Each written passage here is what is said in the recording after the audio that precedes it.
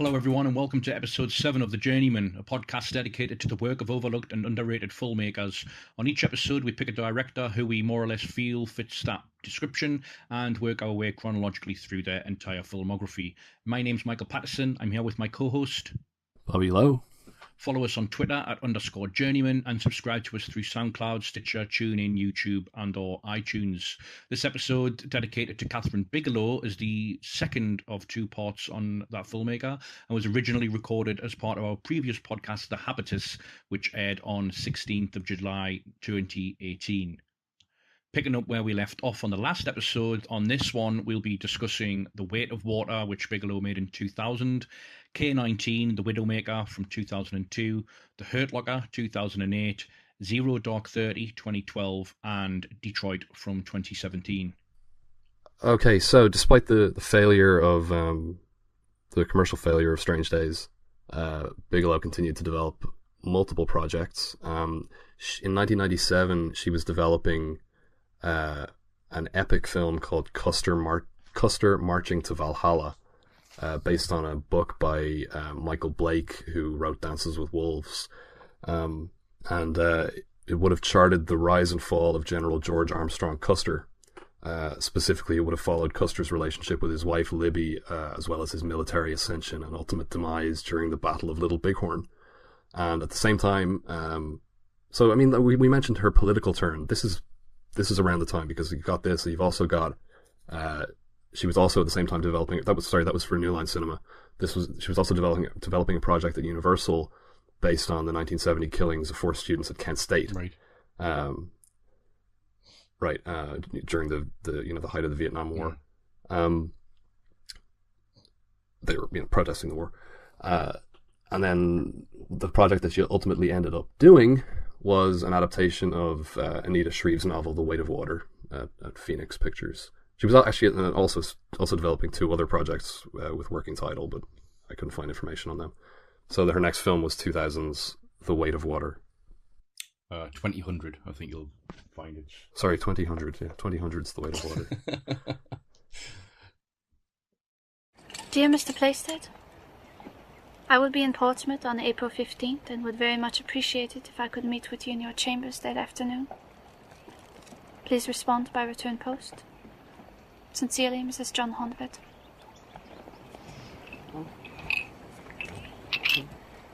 Aren't you hot? Do you want to swim or something? Take a look at this. Tell me what you think. What is it?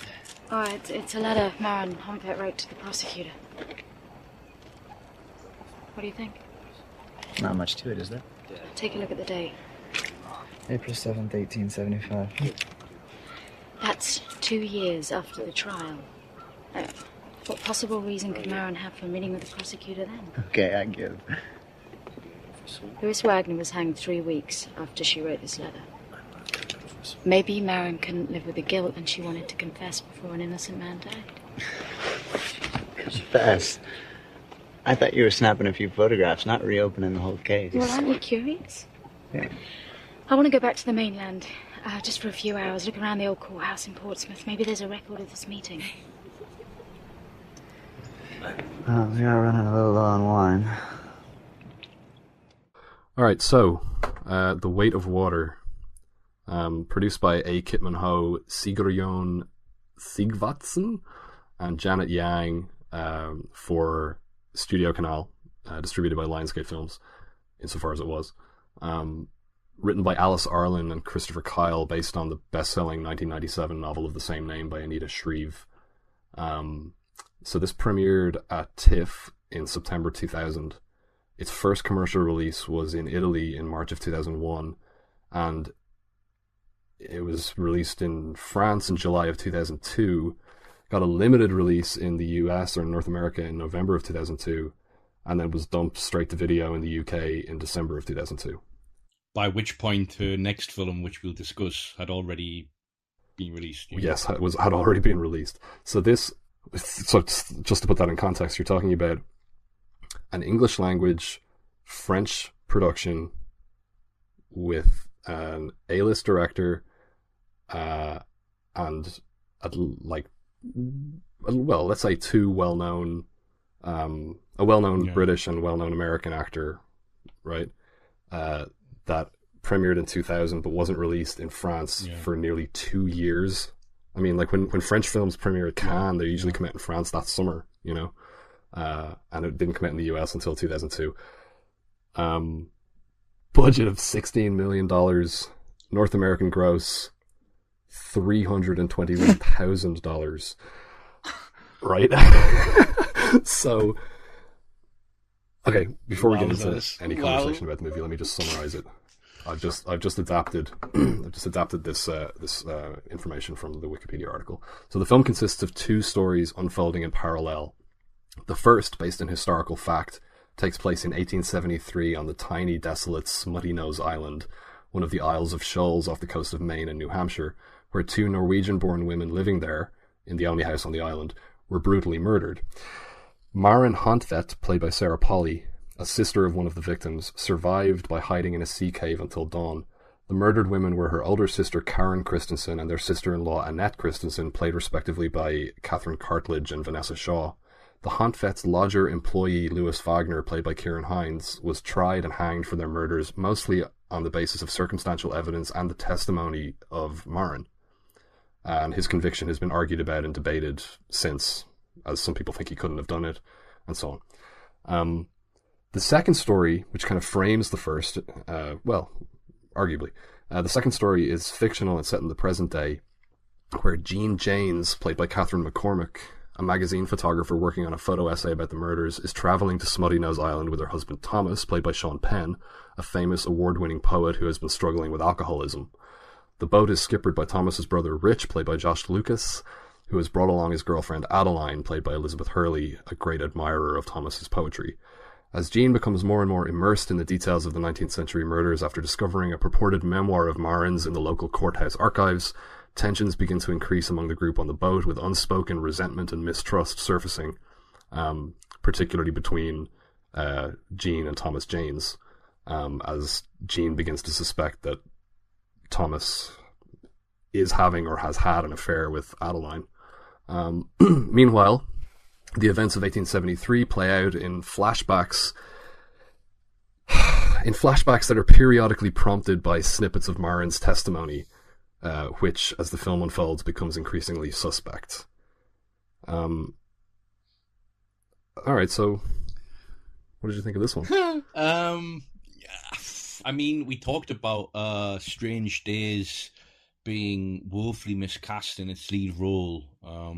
I'm not sure if miscast is the right term here, because I think the film has bigger problems. I think the casting it's one of its least problems. But at some point, I'm thinking to myself here, is Sean Penn like a bad actor? I don't like Sean Penn. There's something about his face or something like that I just don't like. And seeing him like something about Sean Penn reciting, you know the way that sometimes just people's faces. Yeah. Something about like Sean Penn. He has like a mean face or something. And seeing him reciting poetry in this, you know, pompously reciting his own poems. And Elizabeth Hurley isn't a good actor. Now, come on. And No, so this like sexual chemistry where Penn's like fucking looking at her like he's just smelt his own fart, and she's like sucking on a fucking ice cube, and like. Oh, wait, he probably likes the smells of his own farts, though. Like she's like rubbing ice cubes all over her body and all that, and like, you know, Jean Janes, played by Catherine McCormack, is like looking at this and seeing it all unfold, and I'm like, oh my god, I just really don't care. Like, I don't give a shit. It's impossible to care. It's impossible to care. These like, 2 couples on a yacht. Okay, right? So let's like, so yeah. Jean is a fucking photographer, and she's of course taking loads and loads of black and white photographs, like candid verite style, you know, action shots of her pals and husband jumping into the sea. And he's obviously a poet. Now, why are poets in films unable to talk about anything other than their own poetry? Well, it's a metaphor, isn't it? Like it's like it's so difficult to like dramatize and exposit that. It's so cringy. Like, it's trite, it's forced, it's so innately self-serious, and like it never has any kind of spontaneous. All the poets I know like have that, healthy social conversational stutter when they're talking, right? Like where, the way everything's sort of alive for them. Like Sean Penny's like he's like a mannequin in this film, I think. Like, yeah, he's terrible. So. But so let's just talk. Okay, so as I said, acting is the least of this film's problems. I think actually, like structurally, I can't even say it's a mess. It's like two films that have no interpenetration. They have no like reason to exist alongside one another. They are just so unable to reaffirm or reinforce each other.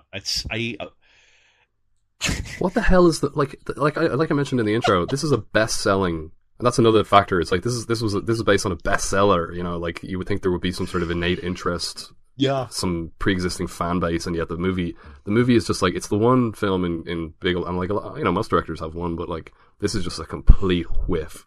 It's just terrible, and yes. So I'm not going to read the novel, but I'd be fascinated to know why these two stories are told in parallel, because you're searching for some kind of connection between them, and because there is nothing happening on the boat except that there's like their marriage isn't great, their child died or something like that. They have a daughter, but they had a boy who died because there's a telling moment where Sean Penn Thomas is talking to Adeline about the death of their child, and he says something like, he had an infection and Jean didn't think, we both didn't think it was serious enough to take them to the hospital. So there's this like moment where he almost blames his wife for the death of their son. Okay, whatever. That's all that's happening, is that there's this like bitterness and hostility between the married couple. There's nothing happening between Josh Lucas and Elizabeth Hurley. There's some sort of like affair going, like Adeline came to like a reading of Thomas's like a couple of years previously. Did they have an affair? Didn't they? Jean doesn't know. We don't care. But that's because that's all that's happening. You have to read the second story, which is historical, on the basis of those themes, and you're kind of going, okay, well, as it turns out, Marin, played by Sarah Polley, also miscast, I think, and Sarah Polley's a really good actor, but miscast, I think. It turns out that she, like, it's quite ambiguous. Like, so it's like, I thought that she was a lesbian, right? Because she eventually is kind of inadvertently seduced by her sister-in-law, but then her sister bursts in on them, and when I say inadvertently seduced, I mean that her sister-in-law is kind of just trying to find comfort, and she gets into her bed and like tells her that she loves her and everything, and starts kind of massaging her and stuff, but there's no, I don't think, any sexual intent on her part, and anyway, whatever. That's what I thought was happening. I was like, okay, fine. And then the sister bursts in and reveals that before they left Norway, Marin had sex with her brother or something like that, and it's like, oh, she's just this debased pervert. Yeah, and then like, what the fuck is going on? That revelation, but then the rest of that storyline plays out cross-cut against a fucking storm in the contemporary plot. And honestly, I had to pathetic fallacy. So I watched this late at night, and the next morning had to rewatch the last 20 minutes because I was like, okay, I know what happened there. My memory of it's vivid enough, right? It's a movie that I just watched, but I must have missed something. Like, I don't know what happened. Like, I must have missed some kind of subtext that brought it all together. So I had to watch it again and again. I was just left stumped. I was like, okay, yeah, but what happens? Like, nothing happens. Right. So in the clip we just played, Jean talks about, she goes to the courthouse, the local courthouse, and looks into the archives, and she finds a letter that Marin wrote to the prosecutor 2 years, I think, after the trial, but right before Louis Wagner was scheduled to be executed, and says that she must talk to him urgently. And Jean is thinking, like, well, how come... I don't know how historical this is. Is this fiction or history? I don't know. The case is real, but is this letter that she found, is that fiction? I don't know. That she desperately needed to talk to the prosecutor, and Jean is asking... She asks Josh, who she seems to be developing kind of there's a closeness between Jean and Josh. Sorry, not Josh. Rich, played by Josh Lucas. So Jean and Rich, Thomas's brother. He seems like a much nicer guy than Thomas. But she says, how come, like, why would she be contacting the prosecutor 2 years later? Maybe she was, racked with guilt over sending an innocent man to his death. Maybe she wanted to confess. Okay.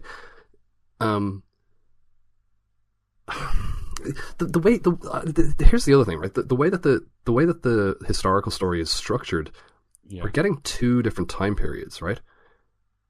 So there are three time periods in the film. Yeah. There's the present day on the boat, there's the events on the island, and there's the events at the trial. And the events on the island are sort of ambiguously framed as... That's why I think I mentioned it in the intro, that it's not clear that the events that we're seeing on the island are Marin's testimony. Are they Marin's testimony, or are they real? Yeah, or the way Jean is imagining it. Okay, well, that's a third possibility. Or they're the reality behind the testimony, because she at a certain point it has to either be just the reality, or it crosses over into reality, because we know that, like, the stuff that we see toward the end of the film, she didn't testify that in court. So, and yet if she didn't, then why are we seeing the trial? If the stuff on the island isn't supposed to be sort of an illustration of her testimony.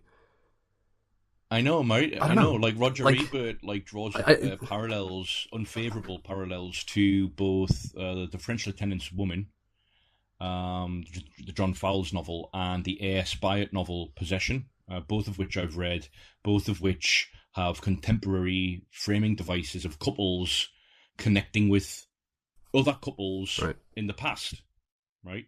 Possession, I don't know if you've read it, but it's two poets, two literary academic scholars, kind of becoming obsessed with the letters through which two poets in the past connected with one another.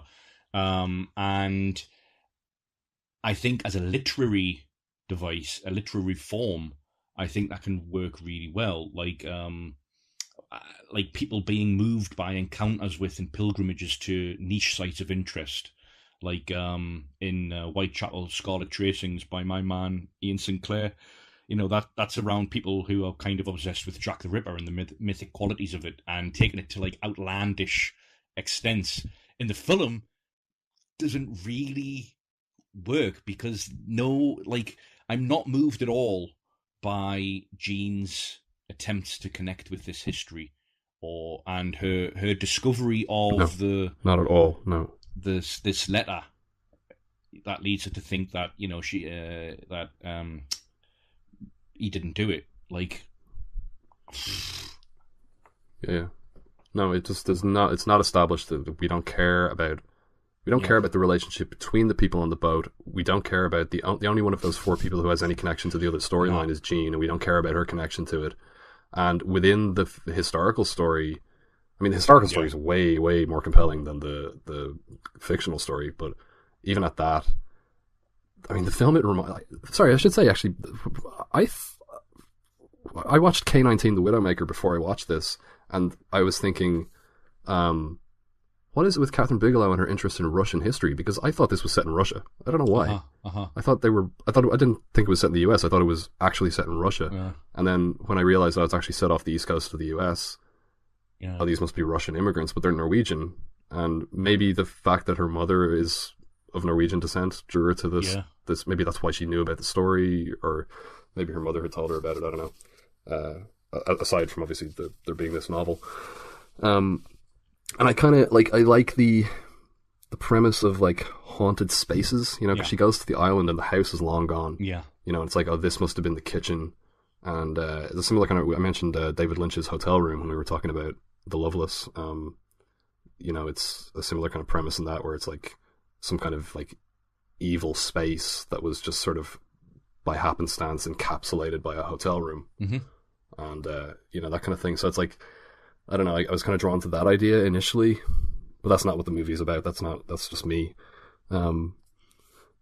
The other movie it reminded me of was The Naked Island by Kanato Shindo, about the family who lives on this island in Japan, and it's just like completely desolate, and it's like just their existence is just this like constant like backbreaking toil, trying to grow just enough vegetables or catch just enough fish that they can take this trip. They can't even drink the water on the island. They have to take the boat across and bring back buckets of water to drink, and just this like, which then kind of connects to something like I think the Turin Horse or something like that, where it's just like a depiction of like, this is actually the way that most people have lived throughout history and prehistory, but that kind of thing, it kind of appealed to me, but that's not there either. It's interestingly, the second stinker. paragraph of Variety's review, written by Emmanuel Levy, says Bigelow. So this is obviously in the context of 2000.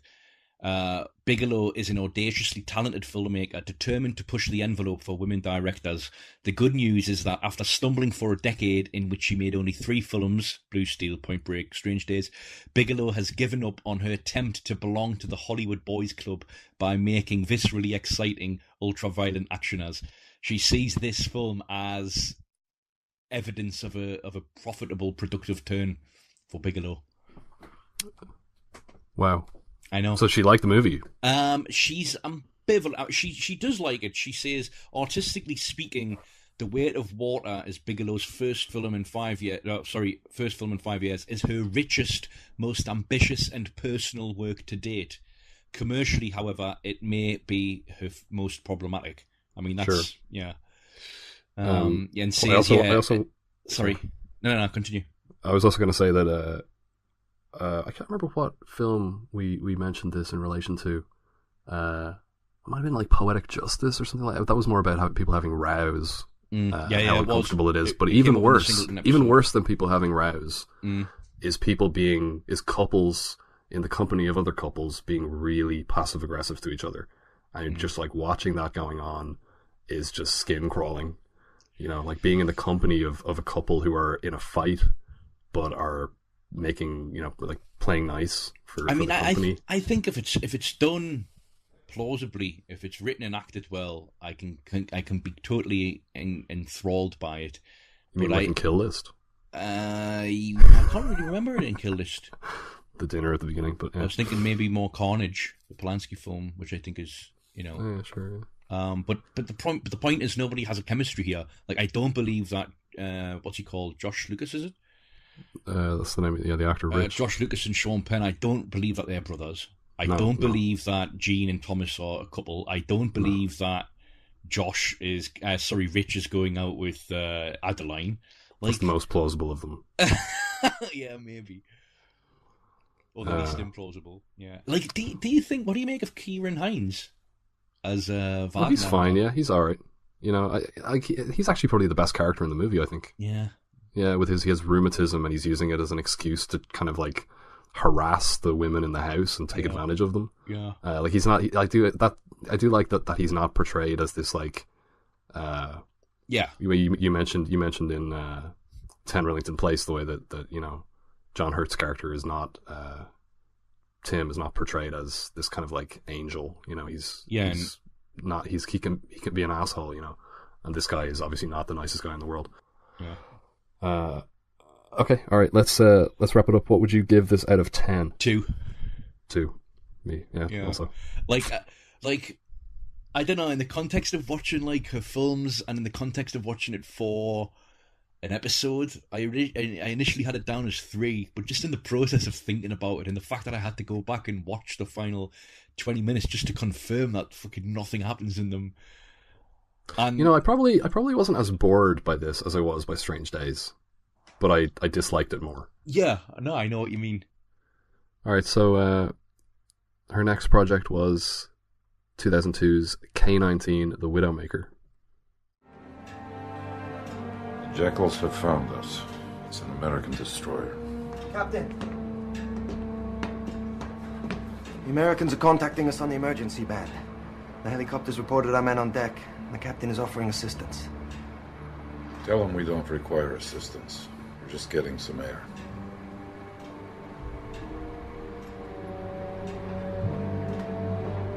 Offering assistance. They want this boat. What a victory that would be. The waters here are over a mile deep. We could get the men off, scuttle the boat. They'd have to take us. Captain Palenin is right. We have the life rafts. We can save everyone. Scuttle the flagship of the fleet.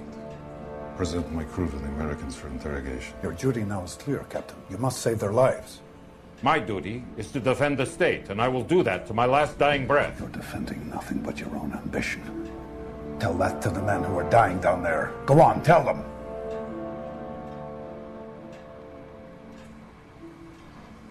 There will be no more talk of surrendering to the Americans. It is treason. You mention it one more time, I will have you confined to your quarters. And you are the commissar, representative of the party, responsible for crew morale. Yes, Captain. Then act like it. The crew need you to show courage, not fear. Fear is contagious. Yes, Captain. Kornilov. Yes, Captain. Stop monitoring the Americans. They are the enemy. Yes, Captain. So K-19, the Widowmaker, 2002, reunited Bigelow with The Weight of Water's co-scribe, Christopher Kyle. Not to be confused with the late Chris Kyle, the real-life subject of Clint Eastwood's American Sniper. There we are. K-19 is produced, or was produced by Bigelow, Edward S. Feldman, our friend Sigorian Sigvardsson, Christine Whitaker, and Matthias Dale, and it was distributed by Paramount Pictures. Budget, $90 million. Box office, 65.7 million. Which is, again, another loss. Is that internationally? Yeah, yes, it is. It is international. Wow, okay, that's a big flop. Yeah. Yeah, only 35 million domestic. Yeah. Yeah, wow. I know. I think it's actually credited as one of the biggest independent flops ever made. Because I think it had money from National Geographic, right? Yeah. It was part financed by Nat Geo. Yeah. That story takes place in 1961, when the USSR launches its first ballistic missile, based on real events, by the way. Launches its first ballistic missile nuclear submarine, the K-19, commanded by Captain Alexei Vostrikov, played by Harrison Ford, and Executive Officer Mikhail Polenin, played by Liam Neeson. The K-19 is tasked with firing as a test an unarmed ICBM. Do you know what an ICBM is? Intercontinental ballistic missile? It is an intercontinental ballistic missile. It's a term I know, or initialism I know from my days of reading Tom Clancy novels.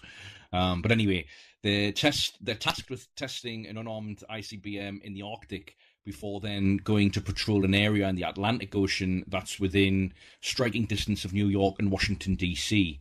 That's the central premise in dramatic terms. There is a central premise in dramatic terms here, which is that the K-19's reactor cooling system fails en route to the Atlantic after the successful ICBM test launch, which in the process of being investigated by the onboard team is revealed to be without a backup cooling system.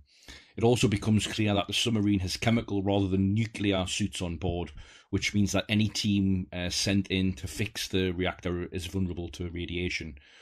Radiation, which it turns out is beginning to affect all areas of the submarine anyway, putting the entire crew at risk.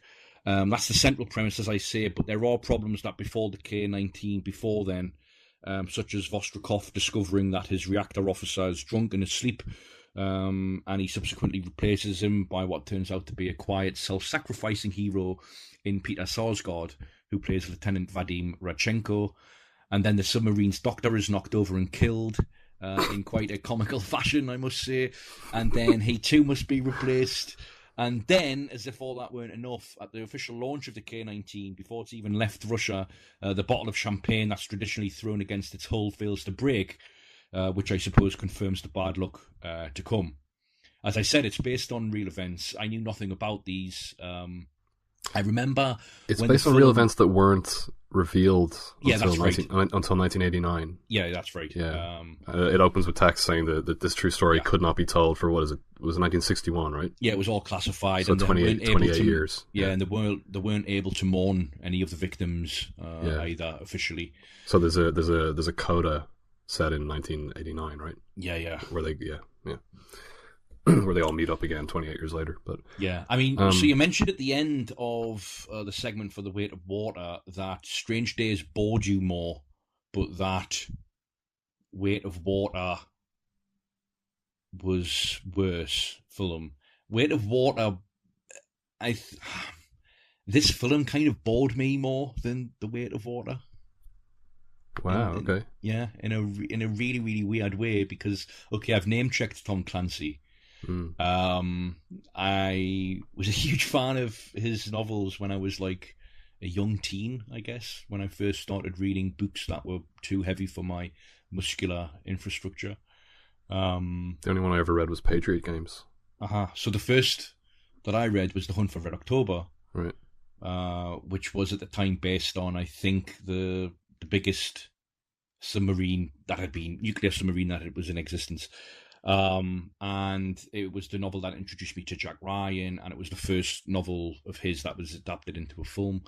And I went through a brief period of being like fascinated by like submarines, right? I find them, and I still find them, incredibly fascinating and terrifying, and like potentially great material for dramatic scenarios. I didn't really feel engaged by this at all. Really? Yeah. I kind of like this. Yeah. So I agree. Let's talk about submarine movies in general a little bit, because I would say, much like killer shark movies, this particular genre or subgenre has one film that looms over the entire genre and casts everything else in its shadow, and to which everything is compared, and obviously that's Das Boot. People call Das Boot, but I think it's pronounced more like Boat, but The Boat, which is an amazing film, right? You've seen that, yeah? Man, I've seen it a long time ago, complete with me commercial too, breaks me too, on but Channel 4. Yeah. I saw there's a longer cut. I saw the 3.5-hour cut, but like it's just so visceral, and like it's clearly like the quintessential submarine film. So then the problem that I see with submarine films, although I agree with you that they're terrifying, and I also wonder why anybody would want to work on a submarine. You know, like there's a scene near the beginning of this where the doctor, the replacement doctor, goes around with these little like alcohol-soaked balls of cotton. And one of the sailors explains that when they're at sea, they only get to bathe once a week, so they just swab themselves with man, right? So they only shower on Saturdays, he says. But the thing is, right? So like, there's such a thing as the submarine movie, right? There's no such thing really as the train movie. Like there are movies set on trains, but a submarine is basically the same thing. It's like a long tube. Yeah. But it has a very particular kind of interior where it's almost like the engine is built into the corridors. It's like it's all these like weird engine parts and stuff sticking out. Yeah. So it has a very particular kind of production design, a very particular kind of aesthetic that you can't really get around. So your visuals are largely given to you when you make a submarine film. Yes. And your space is given to you. And it's a lot of people pushing past each other, squeezing past each other in corridors and stumbling around when, like, you know, depth charges go off or whatever. So it's quite limited in a way with what you can do with it. And the challenge is to find nice little twists on it. And I think the film does. I mean, I've never seen a submarine film where they surface through the ice before. I don't think I've ever seen a submarine movie with no antagonists. There's no antagonist here. It's a disaster film. I can't remember Das Boot. Oh yeah, it's a war film. It's a World War II film. Oh, you mean like antagonists, like beyond the submarine itself? I thought you meant like on board, like antagonisms or. Oh no. Yeah, because we have that here as well. But I see what you mean. It's There's no like when the Americans show up, they show up to help. Yeah. We've got them playing football on the ice. We've got the whole thing about the nuclear meltdown, the reactor. It does enough to distinguish itself, I think.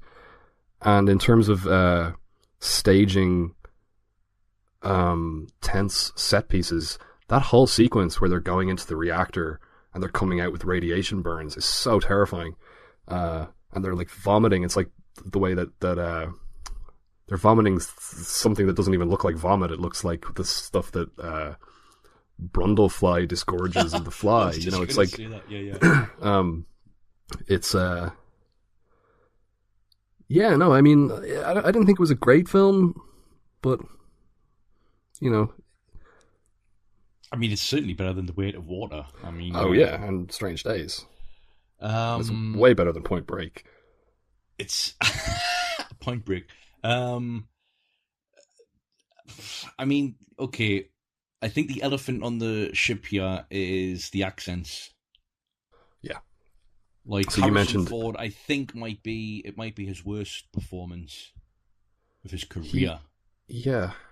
Right. Well, so for some reason, you saw Red Sparrow earlier this year, right? Yes. So for some reason, every actor seems to think that they can do a Russian accent. Yes. Right. They all think they can do one. Yeah. Apparently they can't. Like, and there's really nothing worse than an actor doing I think I would prefer a consistently bad accent than an accent that just seems to be totally non-committal and they're just slipping in and out of it. Like you mentioned at the beginning that the doctor who's supposed to be on the ship gets run over in this weird, hilarious scene where what is he doing? He's chasing after they've delivered some sort of food and he's like, oh no, it's medicine or something. It's the wrong medicine. It's the wrong medicine. And he's running and he runs out after the truck and another truck comes out and runs him down and kills him. And all the men gather around and then Harrison Ford comes over and he has 2 lines of dialogue. He delivers the first in a terrible Russian accent and he delivers the second just in his own American accent. He says, stay with the body until the ambulance comes. The rest of you back to work. And I just burst out laughing. And I was like, the only reason... He's Irish. Really? Yeah. The only reason that... that accent that I did there was better than the accent that he does. And it was a terrible accent. It's like... It feels to me like there's only 2 possibilities there. Either Kathryn Bigelow has no ear for accents, or, this movie was bankrolled on the back of Harrison Ford's involvement and he's just too big. He did 3 takes and he's like, I don't do more than 3 takes. That kind of thing. It's like if that was an unknown actor, the director wouldn't let them away with it unless they had a complete tin ear for accents. But why even have the accents anyway? If it's gonna be in the English language, starring Liam Neeson and Harrison Ford, just keep it like American, man. It doesn't we're already suspending disbelief here. Like, it's not going to be a distraction for them just to talk in their normal accents, right? Like, I honestly wouldn't care. Like, I found it the first 20 minutes of the film, I found pretty bad. Largely because I found the accents, and particularly from Harrison. Liam Neeson doesn't do a good job either, but he acquits himself admirably compared to Peter Ford. Sarsgaard as well, pretty bad. His accent, I think his performance is good though. Yeah. Like the scene where he starts crying because he just can't go into the reactor because he sees even though it's essentially his responsibility primarily. Yeah. I think is really good. And there are some sailors on the ship who don't even. There's a bald guy with a mustache who just isn't even trying. He's just not. He's like, look, can't do the accent. I'm not going to do one. So. Yeah, you're right. I don't know. I think as the film went on, I guess I acclimated to it, or maybe it's more that the film is less dialogue heavy as it goes on. It's more delivered. It's one kind of clipped line here and there, whereas there's a lot more sort of monologuing near the beginning, which is where the inconsistency is really noticeable. Yeah. It actually reminded me of our last Journeyman episode, the Cassandra Crossing, I'm surprised to hear that you didn't have problems with the fact that, for a chunk of this movie, not like a large chunk, but for a chunk of it, people are just like, they're sick with radiation poisoning.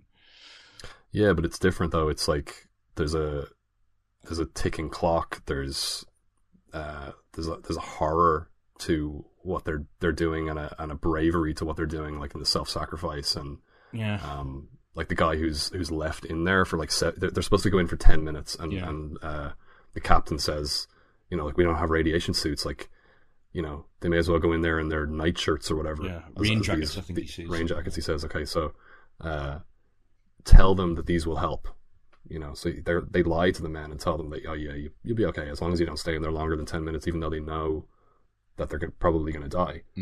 That they're definitely going to die. And there's a guy who's left in there for 17 minutes, and he's trying to like turn on the water or something like that. He's dying, and it's, I don't know, like, I thought that whole sequence was excellent. I like this. I like the sequence where, like I said, where they're playing football on the ice, and I like the sequence where they're standing they're trying to get as far away from the radiation as possible, so they surface the submarine and they send all the men up to stand on the deck, and that's when the Americans show up. Did you also enjoy the ice scene because it reminded you of Fast and Furious 8? Yeah, I guess so. Yeah. Ford's too self-serious for me. I mean, he's a very self-serious actor anyway. Even in these kinds of films, like even in something like Air Force One. Yeah. Like his characters for the I guess 2/3 of the film is a persistent shitheel, right? Every decision he makes puts the men at risk. And he's so bloody stubborn, and it's why he's been appointed in the first place, because he's gonna, prioritize the mission and the glory of Russia, over everything else. Because we should say that Liam Neeson's character was originally the captain of this crew, and then is sort of kind of demoted, I suppose, because of a failed simulation, or something like that. But essentially, here another interesting thing about it, just from a historical point of view, is how doomed the mission was. We talked about all the bad omens at the beginning, but like when they're talking about the reactor and like it was never ready to do what they wanted to do, and it's just this kind of saber rattling exercise on the part of the Comintern, to like demonstrate the might of the Russian Navy. And but I for me, that's done in such a basic block building way, and it doesn't really have any sort of lived in nuance. It doesn't really feel like a reality that drags me in. I'm fully aware at every turn that everyone's sort of play acting here, and I don't know. It prevents me from appreciating it in dramatic terms. Okay. One more thing. I thought I was kind of amused by the use of the CGI fly through. It was so popular. It was so popular. Like David Fincher kind of pioneered it, I think. Certainly in feature films, in like Fight Club, I think was the first time he used it. He used it again in Panic Room, which was the same year as this. And John Singleton used it in Too Fast, Too Furious to go through the engines. That's true, it was a real early 2000s thing. Like, we can do this now. But okay, so what would you give this out of 10? Well, I mean, for large chunks of it, I was thinking this is 3, but like, I can't put it on the same par as The Weight of Water, so I have to bump it to 4, maybe 5. Yeah. But you have to make a decision there. 4. 4. Okay, I'll give it a 6. Okay. So I disliked it with qualifications, and you liked it with qualifications. Yeah, I enjoyed it more or less. Yeah. Okay. My major qualification is really the accents. If you recast Harrison Ford, I think I'd probably still be a 6, but yeah. Okay, so some of the projects that she was attached to in the wake of K-19, The Widowmaker, which, as we said, was not a hit. It was her third flop in a row, actually. She was developing an adaptation of Philip K. Dick's Paycheck. She took over from Brett Ratner for Paramount, which was that was directed by John Woo eventually, wasn't it? I think. Obviously that didn't happen. This is quite interesting. She was developing a film. She was developing The Devil in the White City, right, which is the non-fiction novel about the serial killer H.H. Holmes and the 1893 Chicago World's Fair that Martin Scorsese is now attached to. This is way back in 2003. But what's kind of curious about this is the story that I read here. It says that Paramount and Bigelow were developing an adaptation of The Devil in the White City by Eric Larson. But at the same time, Leonardo DiCaprio's production company, Appian Way, was also developing a feature about Holmes and the World's Fair with DiCaprio attached to star. And that they had different focal points. In the Larson book, the Larson book is described as a broad canvas portrait of two men, Daniel H. Berman, the architect who created the spectacular White City, the World's Fair, showcasing the boldest innovations of turn-of-the-century America, including the first Ferris wheel, and then also Holmes, a charming doctor who lured his victims, mostly young women, to a hotel he built not far from the fairgrounds. And the DiCaprio film was about the Pinkerton detective who tracked him down. And they were working, at that time, they were working from public domain material.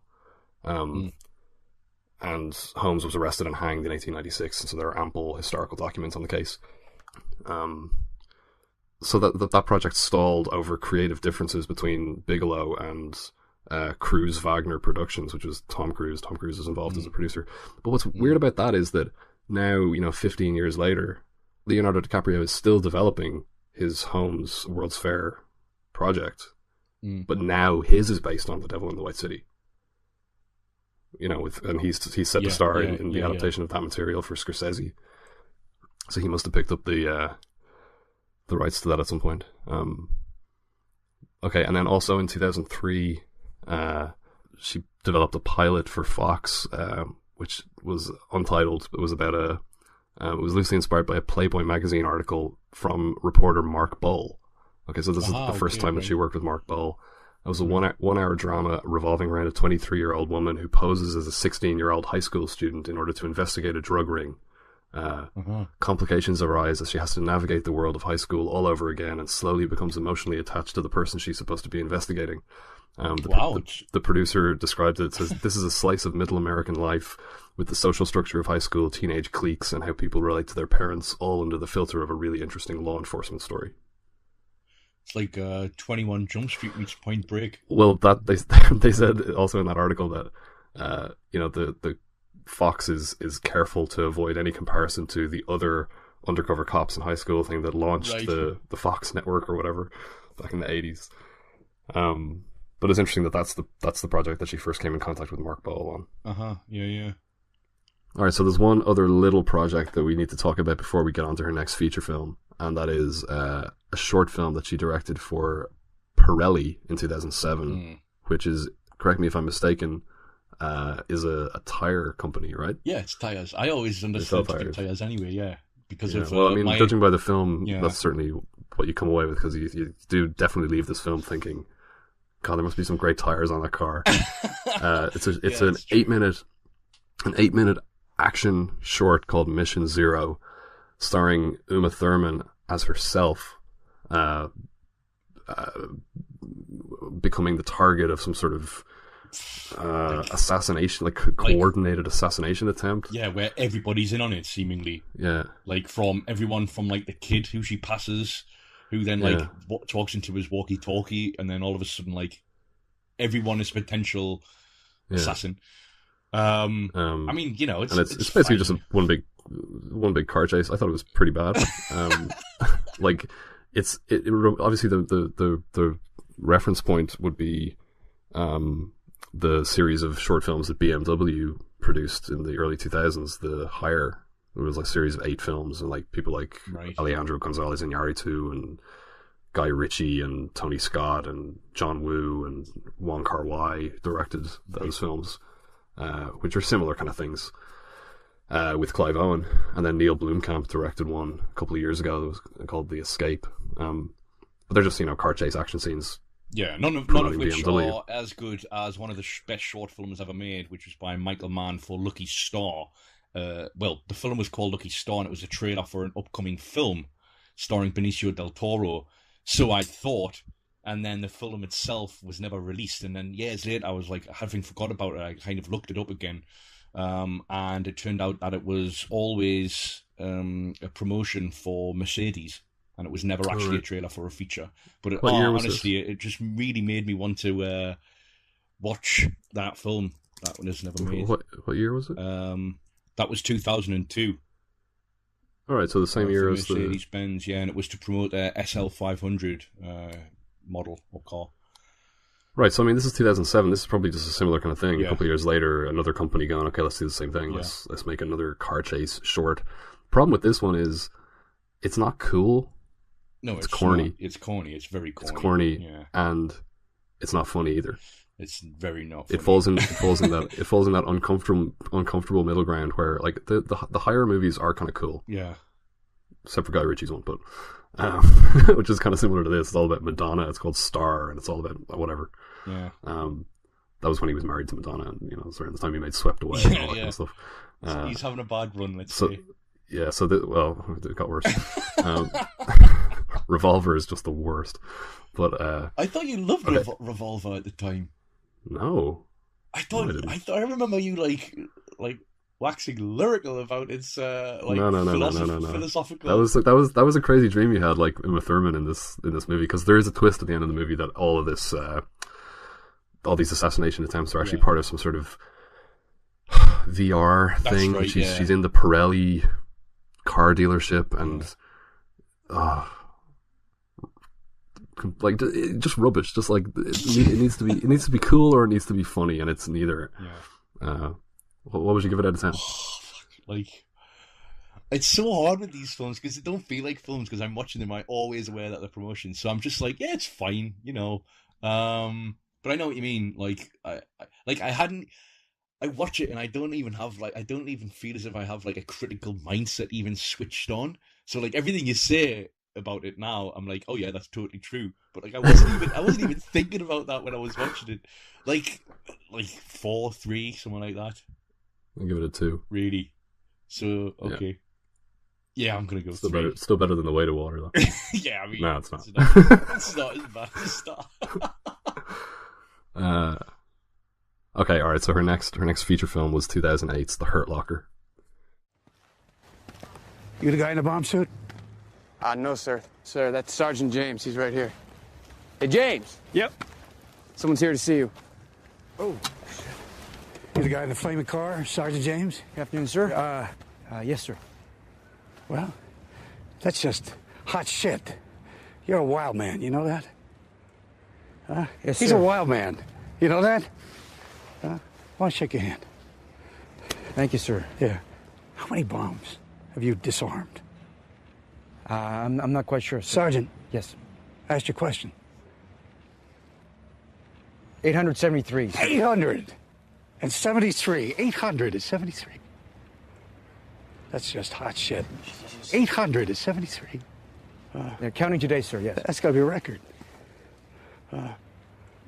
What's the best way to go about disarming one of these things? The way you don't die, sir. That's a good one. That's spoken like a wild man. That's good. All right, so The Hurt Locker, produced by Bigelow with Mark Ball, Nicholas Chartier, and Greg Shapiro for Voltage Pictures, Grosvenor Park Media, Film Capital Europe Funds, First Light Productions, which is Bigelow's production company, and Kingsgate Films, and distributed by Summit Entertainment.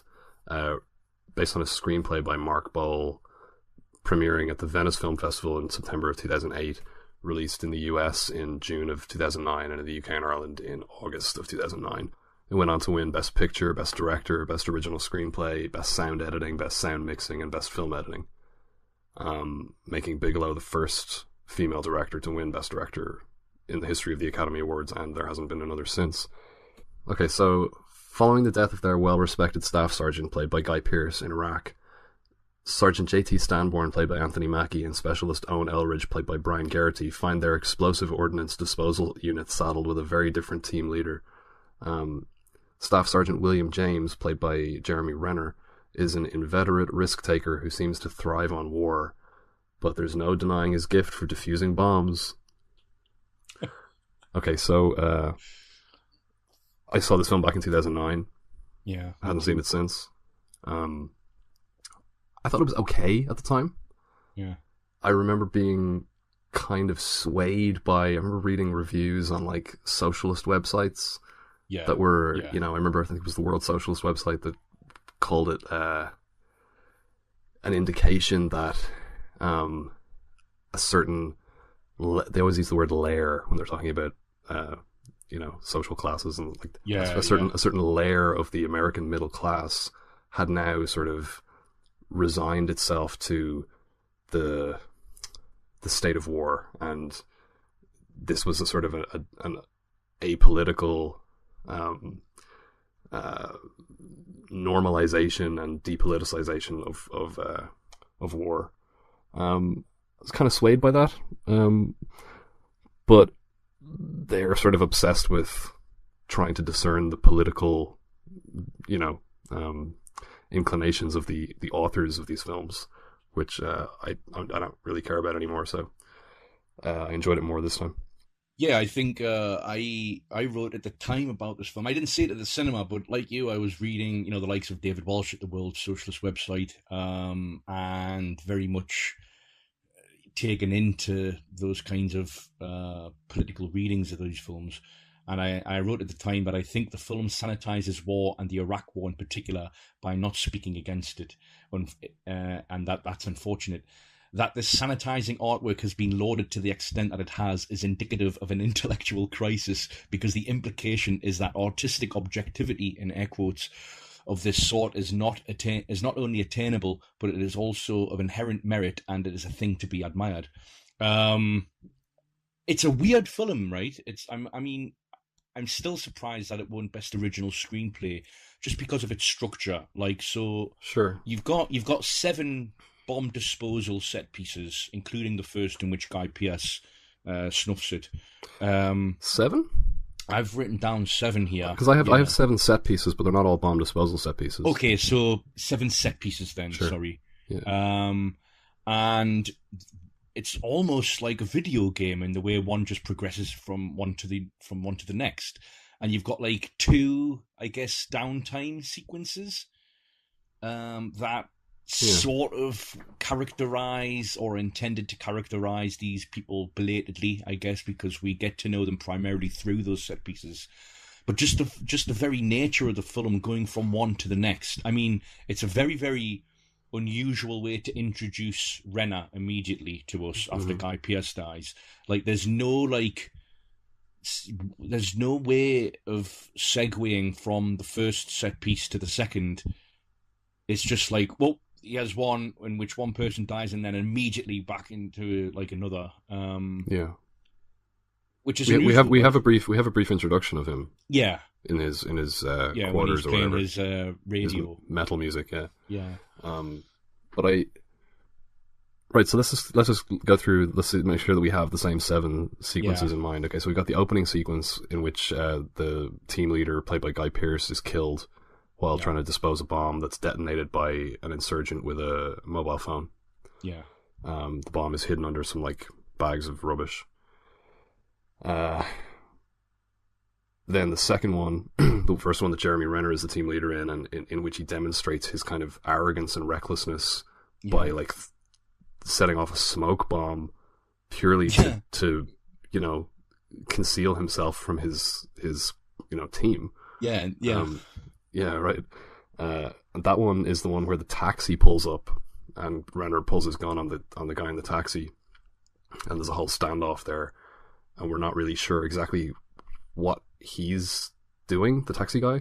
Yeah.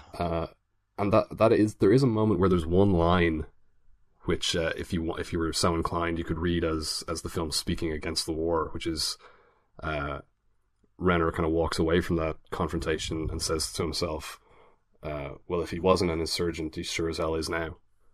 Yeah. So like their presence there is creating this kind of insurgency. But and then he defuses the bomb, but then he discovers that it's actually attached to 7 other bombs. Yeah. And they're looking up into the houses, and obviously people are coming and watching. But like one of them is probably going to try to detonate the bombs, and he has a little battery that he's going to try to set the bombs off with. That's that one. And then the next one, I think a lot of people think is the best sequence in the film, is where they find the car with the boot completely full of explosives, and Renner takes off his headset, and he just is focused on trying to find where the bomb mechanism where is, the wire leads to. And you've got while his 2 cameramen teammates filming the crew, the team, and you've got guys up in the minaret, and they're seemingly signaling to the guy with the camera, and it's like, but at the same time, we take it that the soldiers are really scared and paranoid, and yes, this idea that they're signaling to him, it might be just completely in their heads. Okay, so there's that sequence. Then the next one is not a bomb disposal sequence; it's the sniper sequence. Yeah, another major set piece. With Ralph Fiennes. With Ralph Fiennes, returning from Strange Days. That was the sequence that I remembered the best, actually, when I went back to watch it again. Right. That was the one that stuck with me the most. I love that they're just there for, like, you see the sun setting, and like Anthony Mackie is there with the sniper rifle, just waiting, seemingly just like for hours and hours. It's my favorite of the 7 set pieces. It's the most. Just like, I love the banal logistics of having to adjust the sniper shot, like missing, and just like having to kind of calculate how far you need to readjust, cleaning the magazine because there's blood on the bullets, like because the magazine itself is jammed, like having to go get juice. And it's also a set piece that we see a different side to Renner's character as well, when he sacrifices his juice to give it to Mackie, the sniper. Then we have a kind of a brief interlude where they're like play fighting in their quarters. Yeah. And then we have the 5th. This is arguably not really a set piece as such. It's just that it's when they find the kid who's been turned into a body bomb. So there's a kid who is hanging around the American camp, flogging bootleg DVDs, and he's nicknamed himself Beckham because he has a football. And Renner has kind of become friendly with him, has a certain affection for him, and then he discovers that he's been killed and has had explosives put inside his abdomen. And that's a pretty gruesome sequence. And Renner, removes the stitches and gets his hands like right inside the body and pulls out the bomb and stuff. And that kind of catalyzes what little plot the film has, where he becomes kind of briefly obsessed with trying to find the people responsible for killing Beckham, and he confronts the older man who's like running the DVD stall, and he like carjacks him and makes him take him to Beckham's house, and the guy just takes him to some random house that Renner goes into and ends up in a confrontation with this like professor and his wife, and and that also introduces the funniest line in the movie when he comes back, and he has to like approach with his hands up, and the guy comes over and he like, "Where the fuck were you?" And he's like, "I was at a whorehouse." And he's like, "Okay, if I let you in, will you tell me exactly where it is?" Okay, and then we get the next one, which is where we really see where Renner's recklessness and self-centeredness and sort of adrenaline junkie sort of approach results in Specialist Eldridge getting shot and incapacitated. Yeah, it's in a more built-up area, and it's the only set piece that takes place at night. Yeah, but that's also not a bomb disposal thing. It's a cleanup operation. Yeah, so the bomb has already gone off, and like. That's also the only time that James, I've been calling him Renner, James pulls rank. Because for a while I was wondering, like, is he their superior? They call him team leader, but does he outrank them? Because like this is the scene where Sanborn punches him in the face, and tells him, don't ever take off your headset again. And it's like, well, I mean, if he was a superior officer, that you don't see that sort of thing generally without repercussions,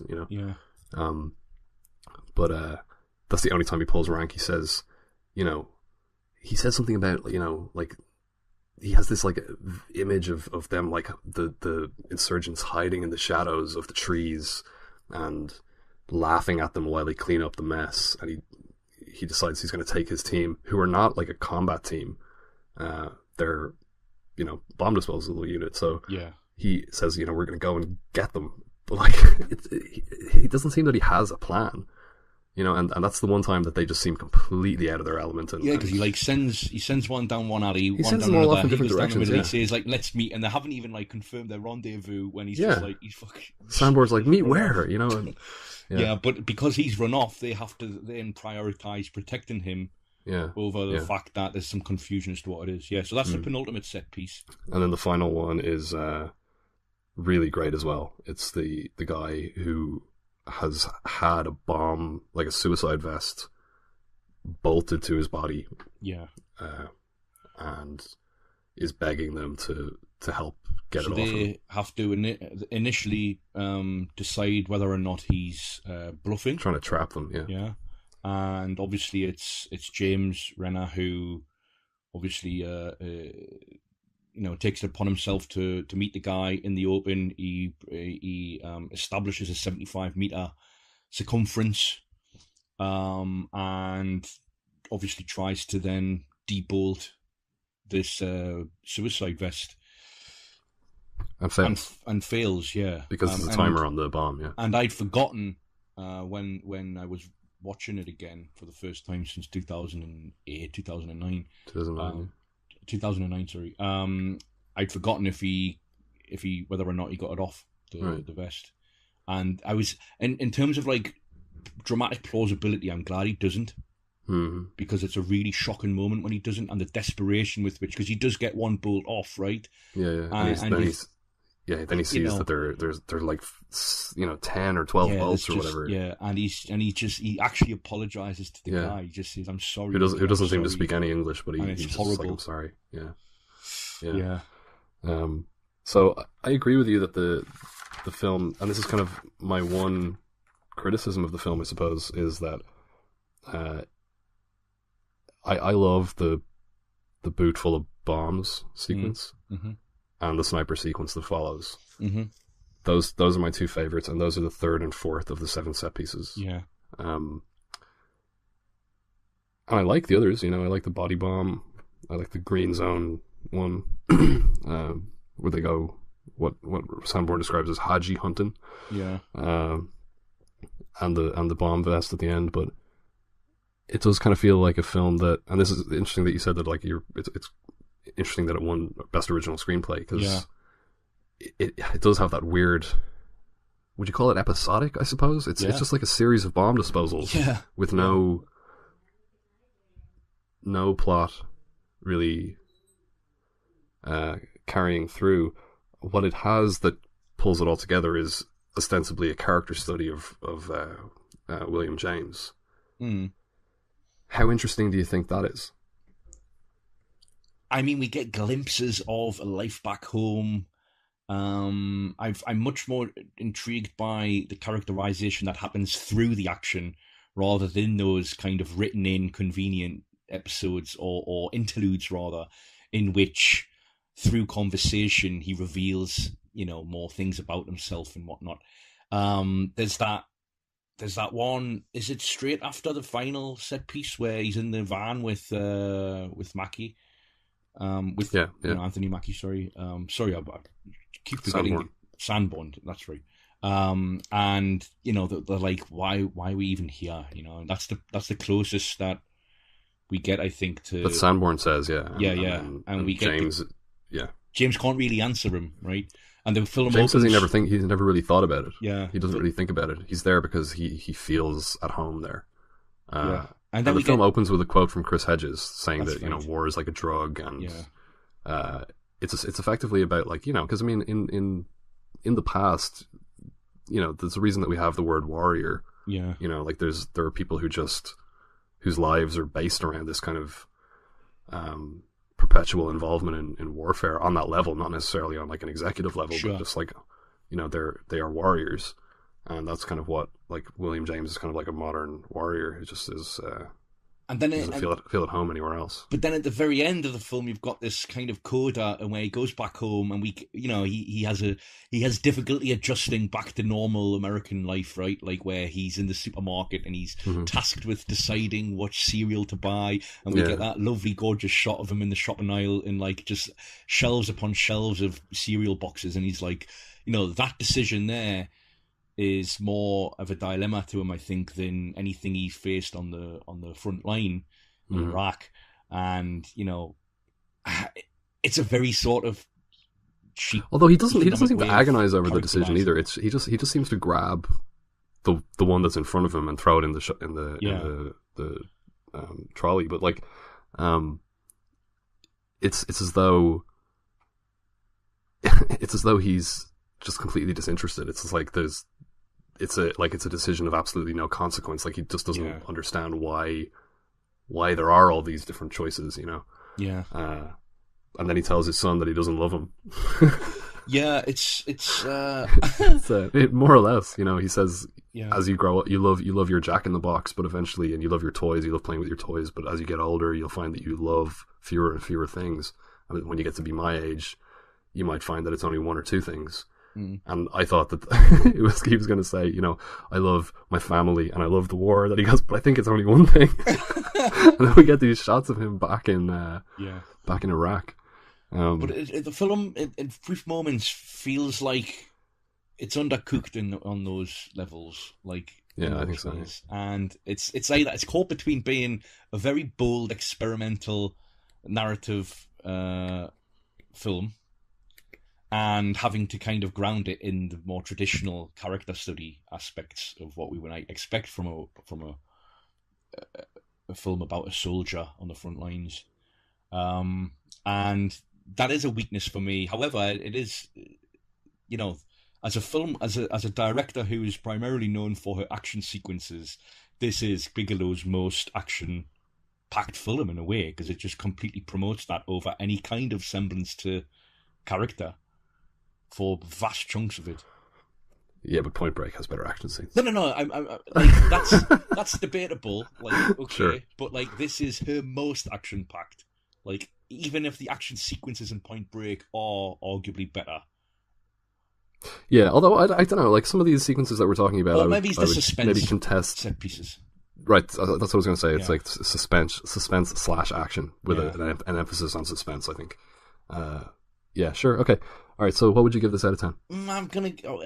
It's like a high 6, low 7, but I'm gonna go 7. I'm gonna go 7 as well. Yeah. I like it. I definitely liked it more than I did the first time. Yeah, and Renner's great. Renner is great. Yeah, it's probably my favorite Renner performance actually. Yeah, and he's generally good. I don't know. Like, obviously the primary association is with him in the Marvel movies where he's not interesting at all, and but no, I do generally like Renner, and also in the other franchise things like the Bourne movie and Mission Impossible, where he's just kind of playing second fiddle to somebody more famous. But no, he's good in things like this and Wind River and stuff like. All right, so let's move on. Yes.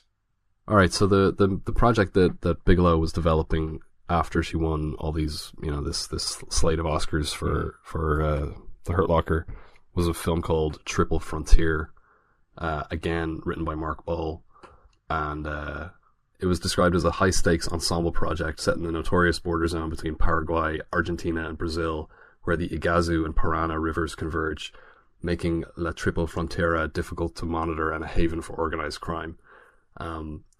But the project stalled over Argentina and Paraguay refusing to cooperate because, it's like focusing on a hostile region. And the tourism ministers apparently feared that the film's negative portrayal of the area would scare away visitors. So that project has been hanging around forever. It's been in and out of development. Now it's being directed by J.C. Chandor, and it's no longer at Paramount. It's now at Netflix. So, yeah. Anyway, and then the other project that she was attached to in 2010 was a HBO pilot called The Miraculous Year, which was to center on a charismatic, self-destructive Broadway composer and his family in New York. Don't think that got picked up for series. Her next feature film was 2012's Zero Dark 30. Hey, I really need to talk to you about beefing up our surveillance operation on the caller. We don't have a surveillance operation on the caller. Someone just tried to blow up Times Square, and you're talking to me about some facilitator who some detainee 7 years ago said might have been working with Al-Qaeda? He's the key to bin Laden. I don't fucking care about bin Laden. I care about the next attack. You're gonna start working on the American Al-Qaeda cells.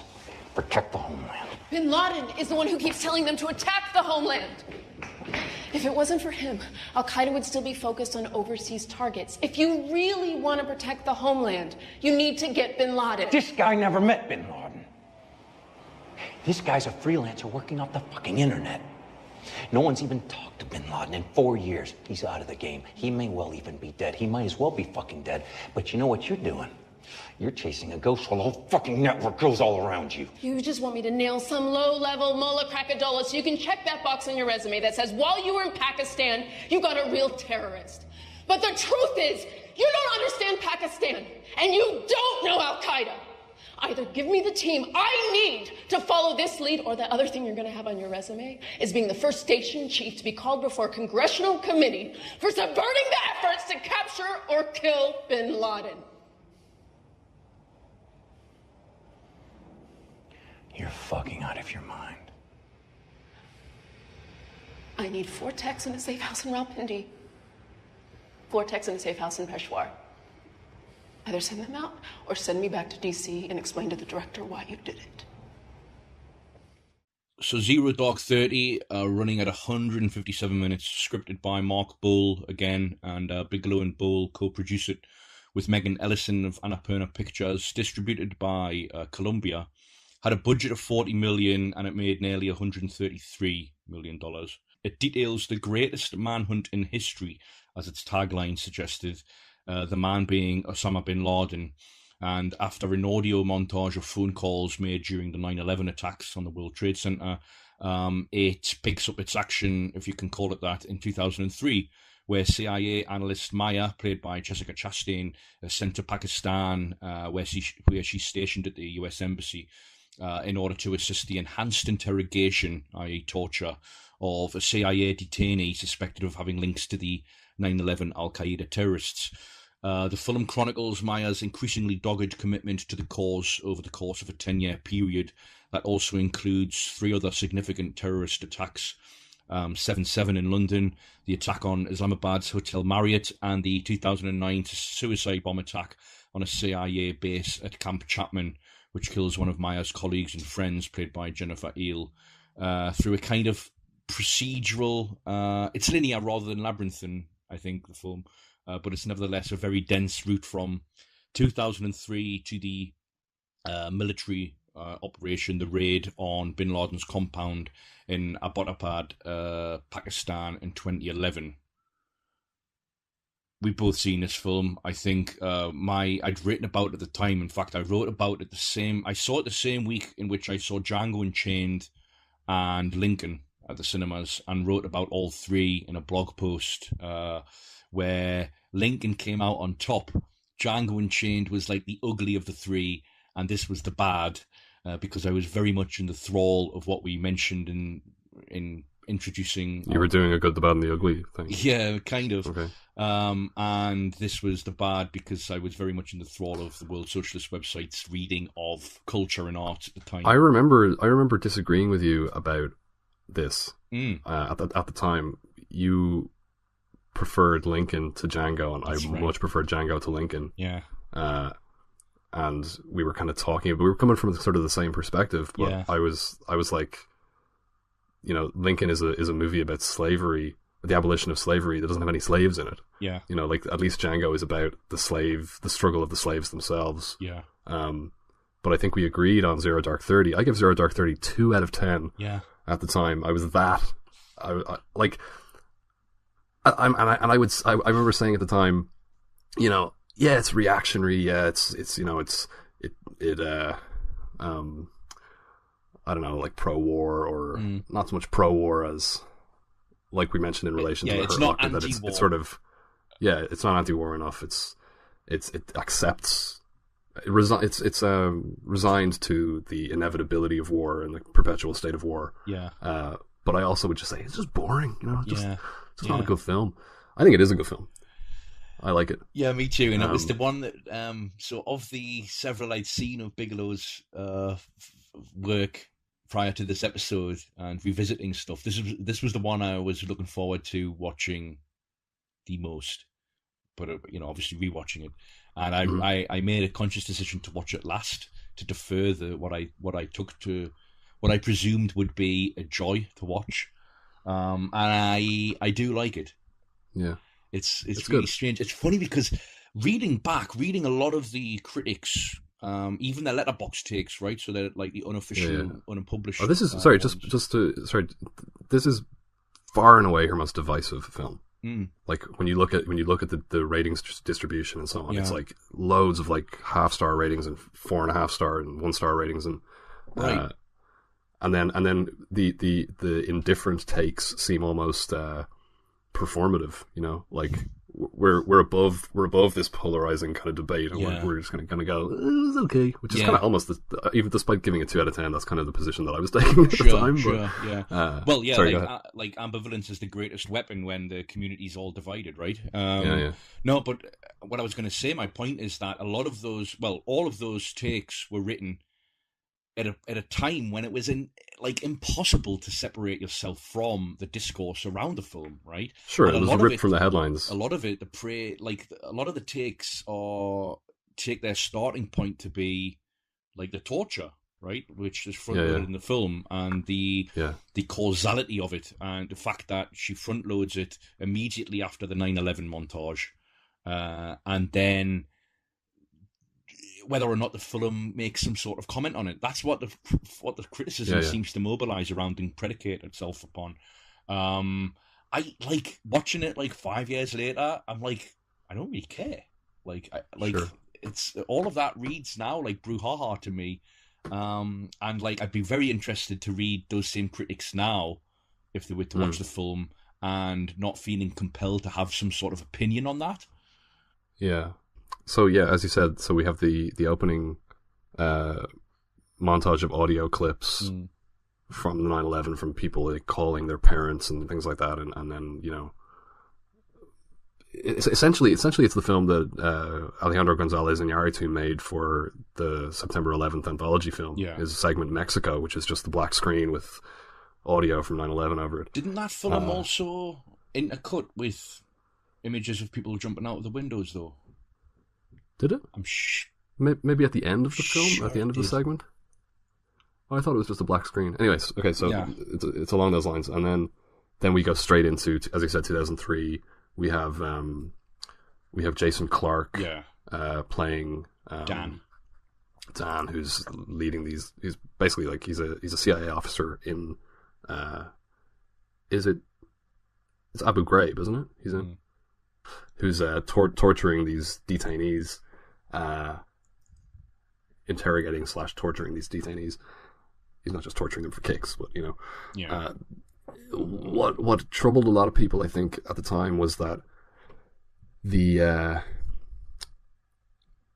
information that Maya ultimately uses comes from a detainee who was interrogated. Yeah. And she's criticized by her superiors and her colleagues for that. Like something a detainee said under duress 10 years ago or whatever, or 7 years ago.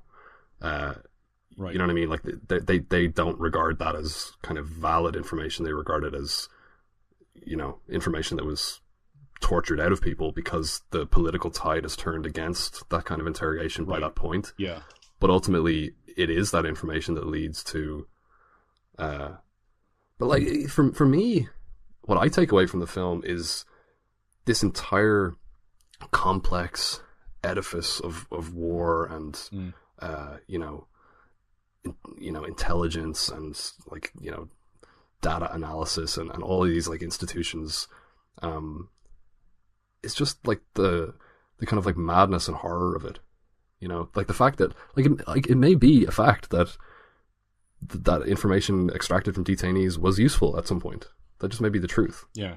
But the moral question of whether it was correct to interrogate it in that manner or whatever, it's funny. It's hard to. I've always found the concept of like war crimes kind of hard to wrap my head around. You know what I mean? Like you have this like horrible thing. You mean? Or... Right, exactly. So it's like, the kind of the suspension of normal moral values and the erection of these new values. Yeah. I mean, I guess ironically though, but it can be lost because the film, as I mentioned in the synopsis, which wasn't really a synopsis, it's incredibly dense, and just in terms of the size of the cast, the people, the incidents, the narrative incidents. But ironically, the information that they extract, let's say, from Amar, who's played by Reda Kateb, who arguably gives the film's best performance, I think. But it's they don't get information from him when they're torturing him, and there is an attack, and it's Maya's idea to say, hang on a minute, he's been in our custody. He doesn't know if the attack was successful or not. Yeah. So we can, pretend that he gave us this information, and because he's, he doesn't know which fucking day of the week it is, he's not in a position to, refute that. What do you make of the end of the film? Because that's another thing that a lot of the critiques at the time was kind of focused on. The final shot of the film is of Maya about to fly back to the US aboard an aeroplane, a military jet, that she's alone. She has a soft little tear going down her cheek. Are we to make of that this was a manhunt, that the film, sorry, the chronicle of the arc that the film depicts historically prioritizes one man, and it comes down to one dead dude at the end, right? Osama bin Laden, and she's left with nothing. And was it worth it? Right. Well, she's interviewed by. I'm not asking you if you think it was worth it, and I'm asking you, is the film positioning us to ask that? Sure, yeah, it is. But from the point of view of the character and character psychology, it's comparable to Zodiac, right? So you have a single character who is obsessed with discovering, in that case, the identity, in this case, the whereabouts of one individual that most people have forgotten about, or not forgotten about, but moved on to more contemporary pressing things. In Zodiac, they say, how many murders there have been in California since he stopped killing. He offed a couple of people and then he disappeared. And Jake Gyllenhaal's character is just so obsessed with it. And in this case, it's Jessica Chastain's character. But in this case, I don't think it quite works. And I think a big part of it is the way that the passage of time is depicted in this movie, where it just cuts and it gives you on-screen text and it says, "Oh, this is 3 years later," but there's no sense of the passage of time. There's no sense of like a greater world moving along, moving past it. You know what I mean? In Zodiac, you get this sense that Graysmith, Gyllenhaal's character, is stuck on this thing that happened in the late 60s, early 70s, but we also get this sense of time passing. Well, we get that great montage of like the building being built, and we get this the sense of like culture moving on with the songs changing, and you get this real sense of like the weight of time. You get the sense of the weight of time, and I think that's completely missing here, is the sense of the weight of time. Like and so at the end, it doesn't really pay off emotionally because you're not really invested in her obsession. Well, her character, I think, is, and I think this is where the film sort of kind of hedges its bets, knowing that Bowl and Bigelow fully aware that they're making a film in the immediate aftermath, comparatively, of the Osama bin Laden. Right, now, I was trying to, right? I think if I'm not mistaken, the script had to be rewritten because originally Bin Laden hadn't been caught. Right. Yeah. Sure. When they started writing, Sure. maybe not rewritten, but they had to adjust what they were doing because it's like obviously that happened in 2011. This film comes out in 2012. But so in terms of the writing of the film, yeah. But my point was going to be that Maya's character is calibrated for maximum ambiguity, right? Like, I read elsewhere that the idea that this film is simultaneously a historical chronicle and a character study doesn't sit easily. The two don't quite gel. And I read somewhere that a reviewer, I think it was on Letterboxd, said they would have preferred it that if Maya sort of was phased out in the latter stages of the film, as if to sort of underscore the idea that, you know, this kind of outstrips a single person. Right. Well, that's an interesting point because that's an argument that I made in relation to Changeling, to Clint Eastwood's film, right? His underrated, I think, film Changeling, which was bizarrely overshadowed by Gran Torino, which I think is probably the worst film he ever made. But that begins with a small thing with Angelina Jolie's character. Have you seen that? No, I haven't seen it. Okay, I won't spoil it for you then. But it begins with Angelina Jolie's character and the whole thing of like her son being kidnapped, and then the LAPD returning her son to her, and her insisting that that's not her son. Right. And that it becomes a bigger and bigger and bigger thing, and by the end you have like all these like unions and like organizations involved and like protests against the LAPD in the street. Yeah. And this whole like conspiracy unearthed, and then at the end of the film, Angelina Jolie is kind of it does kind of leave her for a little while. This film doesn't leave Maya, but it does leave her, and then it comes back to her as though to insist it was all about her. Yeah. But it's way bigger than her at that point. Yeah. I remember thinking, but yeah, I could see that. I noticed when I rewatched Point Break that there's a quote from John C. McGinley, who plays the police captain, when he's introducing Johnny Utah to the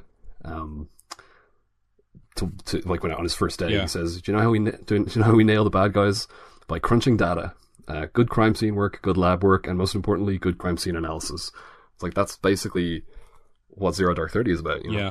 It's just like about data analysis.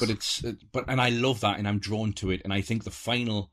I'd forgotten that there's like an hour left when they first sort of come upon the compound that they think may or may not be me too. Where Osama bin Laden's hiding, and I think that final third is kind of amazing.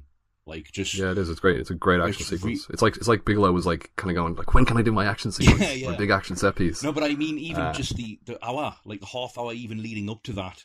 Because I totally agree, the action sequence is amazing, but just like, you know, when James Gandolfini shows up as the CIA head, Leon Panetta, who by the way looked nothing like in real life, but like just men meeting, and like there's a kind of eeriness attached to the complete utter banality of a physical concrete structure in which this guy, you know, public enemy number one internationally, may or may not be hiding, and like the meetings at which they're trying to figure out the percentages of whether or not he's in it and is it worth it, I find completely enthralling and riveting. But I do find that Maya's character is deliberately underwritten, right? And I do think it affects Chastain's performance in terms of what she can do with it. I think it's kind of a bad performance by Chastain, actually. Like the corridor showdown that she has with Kyle Chandler. Yeah, which we heard on the clip. It's Oscar reel stuff, but it's just veiny neck shouting for me, and it's like it's not really rooted in anything emotionally, like because we're not really given any sense of who she is. Do you think that scene is like there's almost like there's almost a joke, almost a visual gag in that scene where she spends like 2 minutes or whatever screaming into Kyle Chandler's face and like really like laying it all on the line, like I'm gonna if you either give me what I want or you can send me home, and if you send me home you're gonna have to explain why you sent me home, and why you sent me home is that you are disrupting and you know undermining the attempt to capture or kill bin Laden. And then she storms off, and we get this, like, I can't remember if it's a pan or a cut, but it's to where he's actually going at the end of the corridor, which is a room full of people that he's about to talk to debrief or whatever, and the door is open, so they've just all been sitting there and listening to him get his, his head chewed off. Yeah. I thought that was really funny. Yeah, I mean, and what do you make of the kind of what seemed to me as kind of bolted on feminism, where like everybody refers to her as the girl in this kind of like belittling, like infantilizing kind of way. Like, who's the girl? She's not the girl who fucks. It would be unbecoming. And I mean, like, there's that moment where I think two guys in suits are walking towards her, and she's not yet within earshot, and one of them says, "What did I say, huh?" And I think that kind of, to depict in a kind of flippant way, but in a very economic way, to depict that kind of misogyny, which must be fucking rife in the CIA, I would imagine. Sure. I like.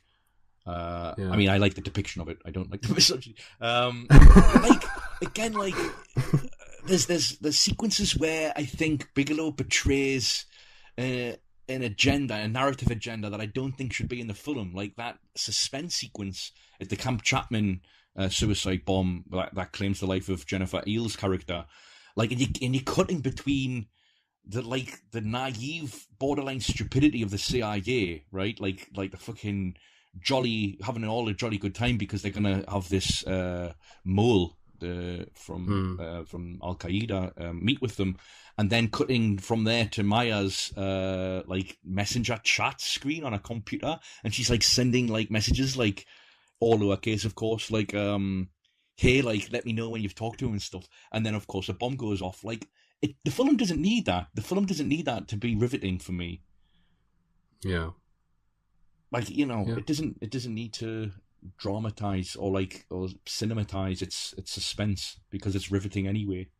And Chastain has a way of like overacting, I think, in this mannered way. Like when she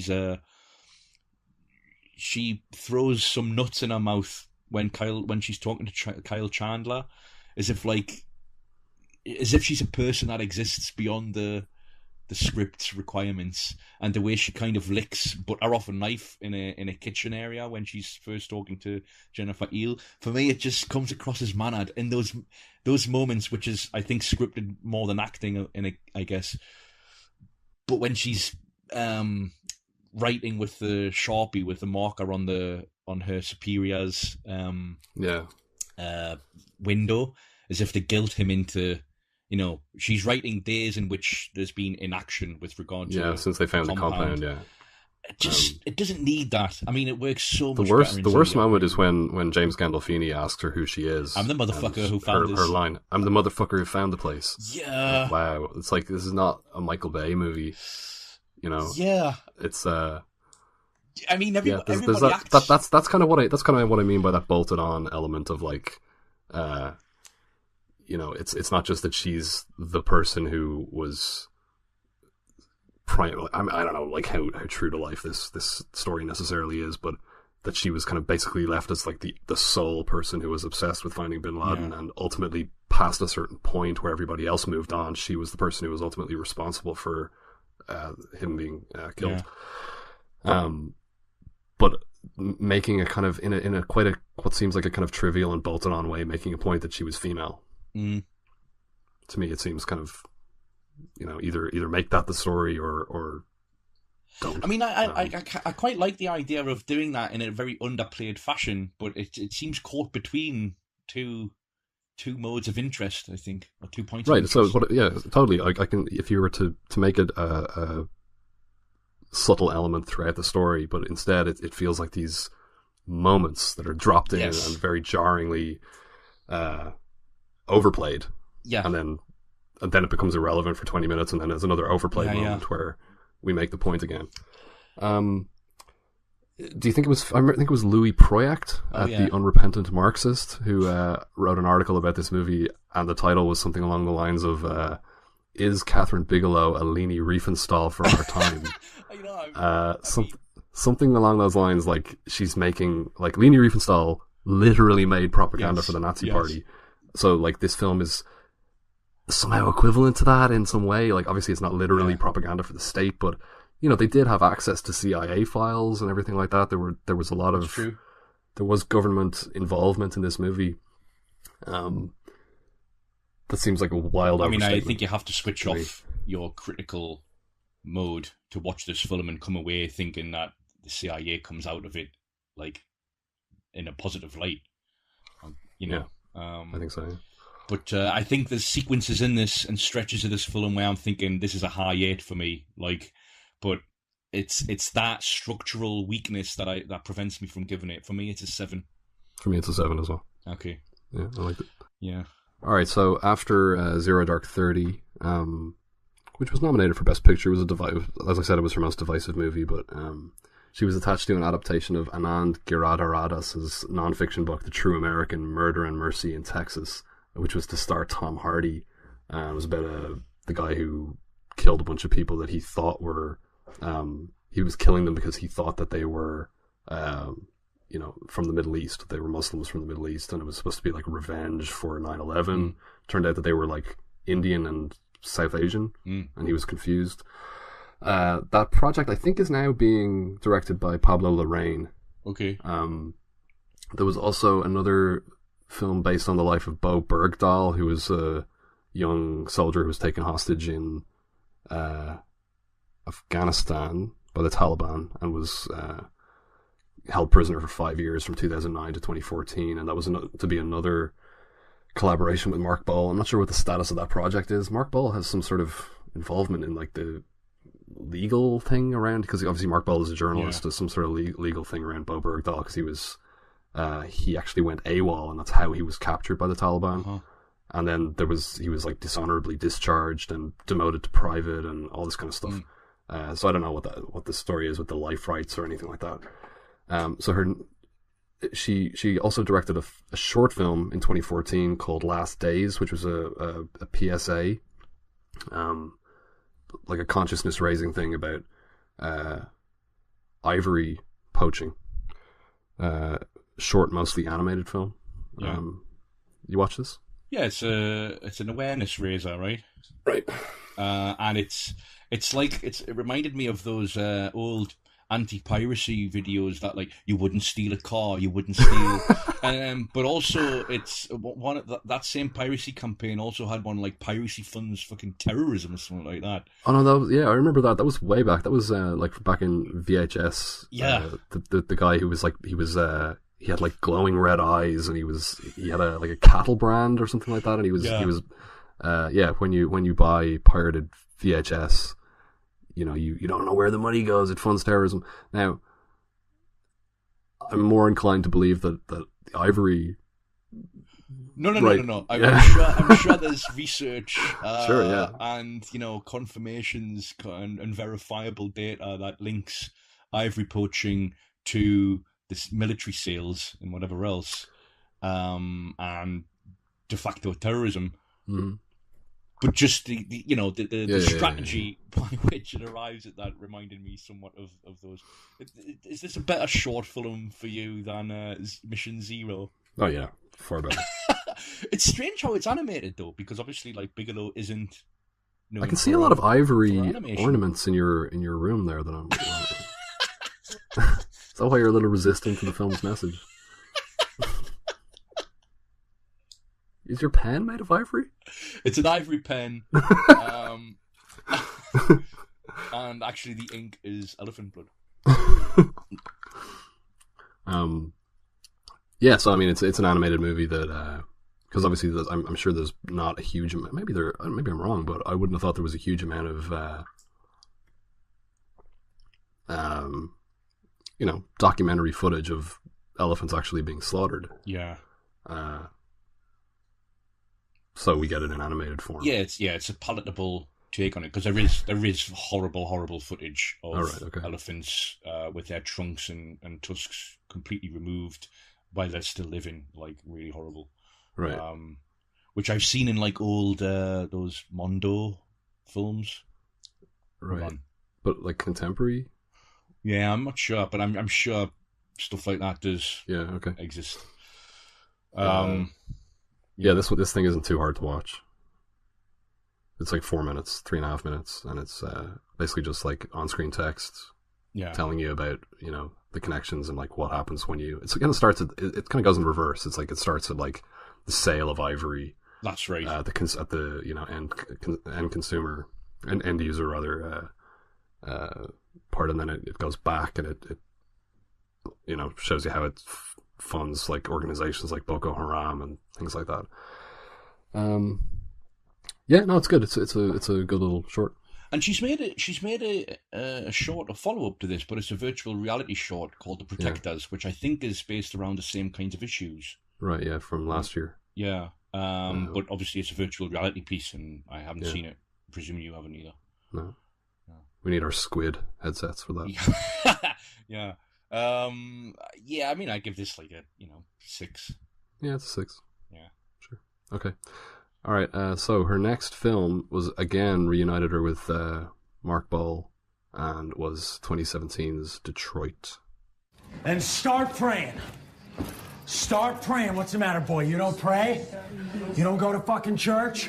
Start praying. Forgive our trespasses as we forgive those that Because I will kill you one by one until you tell me exactly what is going on here. Cover us with the blood of Jesus. I'm just going to assume you're all criminals. Because if we're honest, you probably are. So let's hear it. Let's fucking hear it. Pray. Good and loud. You don't sing that gospel shit? There you go. Now you got 2 of them. Take the hate out of their hearts. What about you? I'm not hearing shit out of you. I don't give a fuck. You need a little fucking help to know how to pray. Pray for us to hurt us. You are near me. He's okay. Where's my mind? He's really fucking praying. Okay, so on July 23rd, 1967, the Detroit Police Department staged a raid on an unlicensed club during a celebration for returning black veterans from the Vietnam War. While suspects were being arrested, a mob formed and started throwing rocks at the officers before beginning to loot nearby stores and start fires, beginning the 12th Street riot. With state authorities, elected representatives, and even emergency services unable to maintain any semblance of order, Governor George W. Romney authorized the Michigan Army National Guard, and President Lyndon Johnson authorized Army paratroopers to enter Detroit in order to provide assistance. So that's kind of the context in which we're introduced to all of our characters, some black, some white. We're introduced to them separately in separate places as they navigate this state of emergency, right? In Detroit. Yeah. Okay, so we have, first of all, 3 Detroit police officers.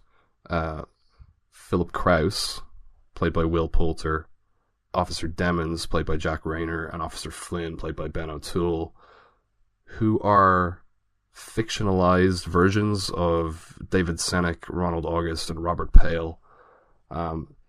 They are kind of cruising around, more or less looking for somebody to arrest and sort of looking for kind of action or whatever. We see them. We see Will Poulter's character Philip Krause shoot a guy who's possibly looting, possibly buying groceries. Shoots him in the back with a shotgun. He ends up dying. He has to report to his detective, and the detective says he's recommending murder charges, but because they're in just such a state of chaos there, he's sent back out. He says, like, calm down out there, and sends him back out, right? And so he's basically goes out looking for more trouble. Yeah. Then we have Melvin Dismukes, played by John Boyega, who works 2 jobs. He works in a auto factory, and he's also a security guard for a local convenience store. And the owner of the convenience store has called him in to help with security during the riot. We've got a local R&B group called the Dramatics, who are a real group. Yeah. Who are about to perform at a club in the hopes of impressing a record executive who's in attendance. When right before they're set to go on stage, the club is the MC is instructed to tell everybody to exit the building and to go home because a state of martial law has been declared, and they're very disappointed, and they leave. They get on the bus. The bus is like attacked, and they need to exit the bus. And anyway, they're near to the Algiers motel, and lead singer Larry Reed and his friend Fred Temple end up in a room at the Algiers motel. There they meet Julie Heisel and Karen Malloy, played respectively by Hannah Murray and Caitlin Dever, who have also befriended another group of black men who are also staying in the Algiers. The two guys from the Dramatics go back to this room with Julie and Karen, and there's a kind of tension between the two guys from the Dramatics and the girls' other friends, and there's sort of like this macho game sort of ensues where like they start kind of antagonizing each other to a certain extent. And at this point, one of them pulls out a starter pistol, like a fake gun for starting races, and he pretends to shoot one of his friends, and the Dramatics and the two girls, they leave, and the guys are left alone with the gun, and the guy with the starter pistol decides that he wants to pretend to shoot at the police and the National Guard, who he can see from his window. I mean, there's some distance away, aren't there? They are some distance away, so he figures that they're not going to have any idea where it came from. And initially they don't, but he keeps shooting, and eventually they figure out it's coming from the Algiers. And so the National Guard, the police are called, and also the security guard played by John Boyega, for some reason decides to go and investigate as well. I don't know why he does. He should really stay at the store. And when I watched it this time, I was thinking, why is he there? Yeah. Like, why? He goes, I'm going to go and find out who's shooting. Yeah. Even though he's very, he's very kind of responsible and values his job and everything. And we effectively we're in the context of this state of emergency, we're introduced to all of these different characters in their different positions, and eventually they converge on the Algiers. So we've got this group of racist cops, we've got these two white girls and their black friends, we've got these two local R&B singers from the Dramatics, we've got a few guys from the National Guard, and we've got John Boyega's security guard.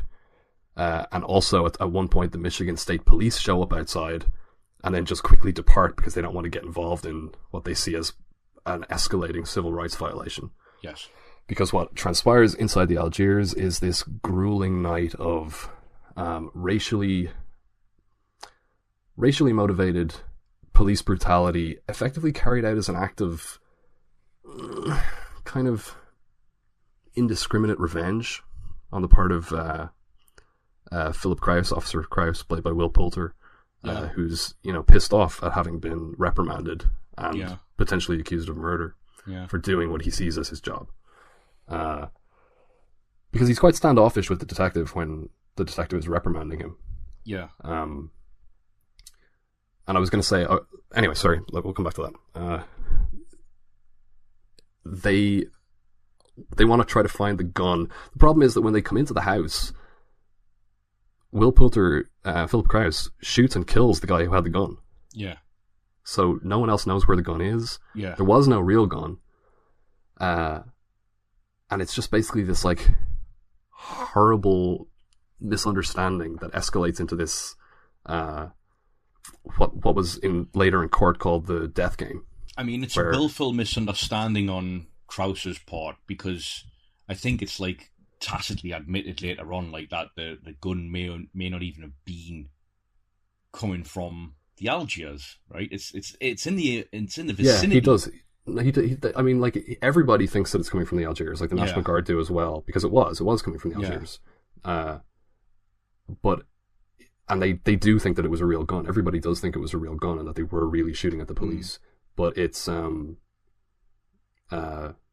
he's definitely. I was interested in terms of I presume that the police have authority over the National Guard.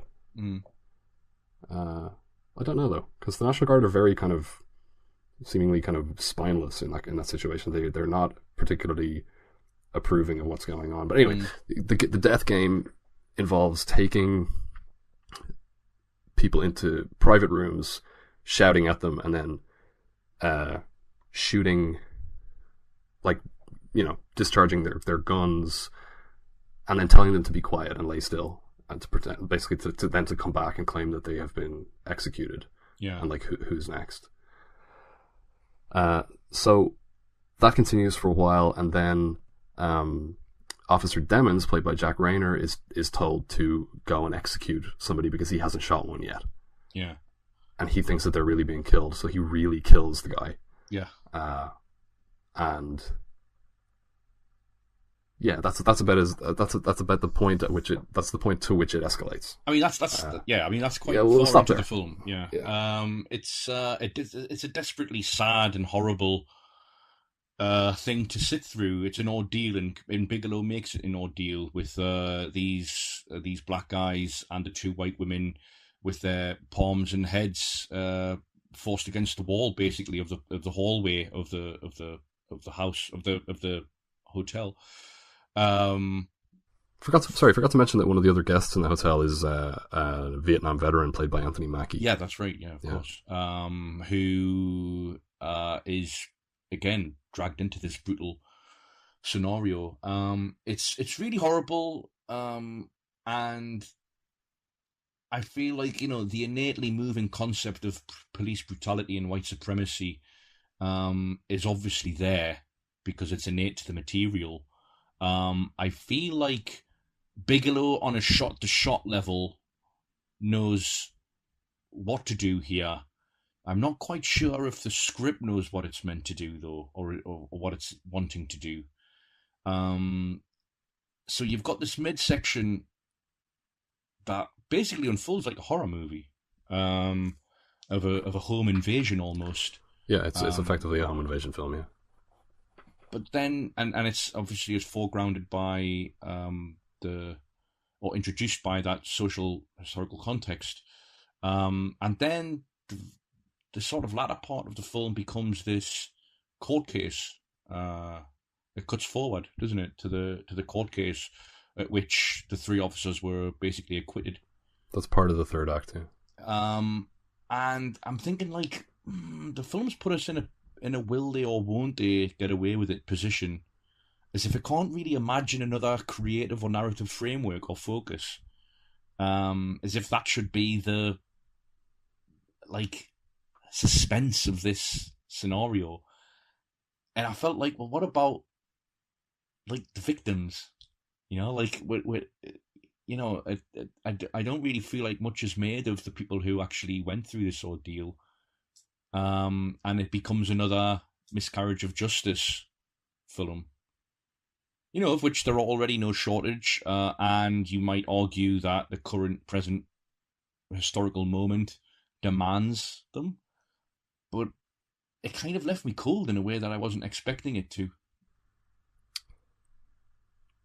I like this film. I liked it when I saw it last year, and I liked it again when I watched it last night. But I felt exactly the same way about it as I did last year, and I feel like as we've established, there are three very distinct parts here. So you've got the social context is established of the state of emergency in Detroit, and we're introduced to all of our characters, and we follow them as they all converge on this one location, where we get this. As I agree, it is effectively, it plays out like a horror film. It plays out like a home invasion film. And I think the setup is great. Yeah. And I think the sequence in the Algiers is great.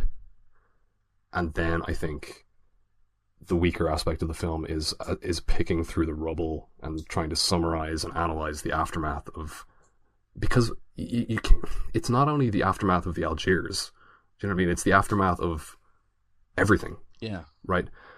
But yeah, so you have the court case, and then you have this focus on Algie Smith's character Larry, the lead singer from the Dramatics, who at that point becomes. It's hard to know exactly. I would be interested to know the true story, because he basically quits the Dramatics. Yeah. because he doesn't want to perform for white people or for police. And he's like, there's police at these clubs, and I'm not performing for the police, and I'm not singing songs so that white people can dance. And he basically develops that kind of disposition. So he joins a church choir instead. Mm-hmm. And we're given text, on-screen text at the end of the film saying that's what he still does. He never rejoined the dramatics, and he still sings in the church choir. But he's really the only character, the only victim who we get a substantial kind of analysis of afterwards, and like his struggles with what happened in the Algiers. We also get the father of one of the victims, Aubrey from the Algiers, played by Gabenga Akinagbe, who I know best as playing Chris Partlow in The Wire. Sure. Here, I didn't actually recognize him the first time I saw the film. I don't think I would have either. I think the G in the name is silent. Oh, is it Benga? Yeah. Okay. But I didn't recognize him. Yeah, no. So we get that, but yeah, I definitely think, and we said this in relation to The Hurt Locker as well, that it climaxes in its midsection. Mm. This very much climaxes in its midsection, and then it feels like a lot of kind of directionless, meandering story threads that I think are fairly interesting in themselves, but there's a real sense of like trailing off. It feels like surplus though to the dramatics, to the dramatization of this story. It feels like surplus. Well, where would you end it? Because that's the question I was asking myself. Is like, well, what would I have done instead? Like, in a feature film format. Or you could reframe it something like The Social Network. So like it's framed through the court case and unpicking the drama and the horrors through it. Yeah. If I don't know. If the narrative focus is ultimately going to be will they or won't they get away with it, which I think is embedded in that scenario, it's inherent to it, then you could use it as a framing device.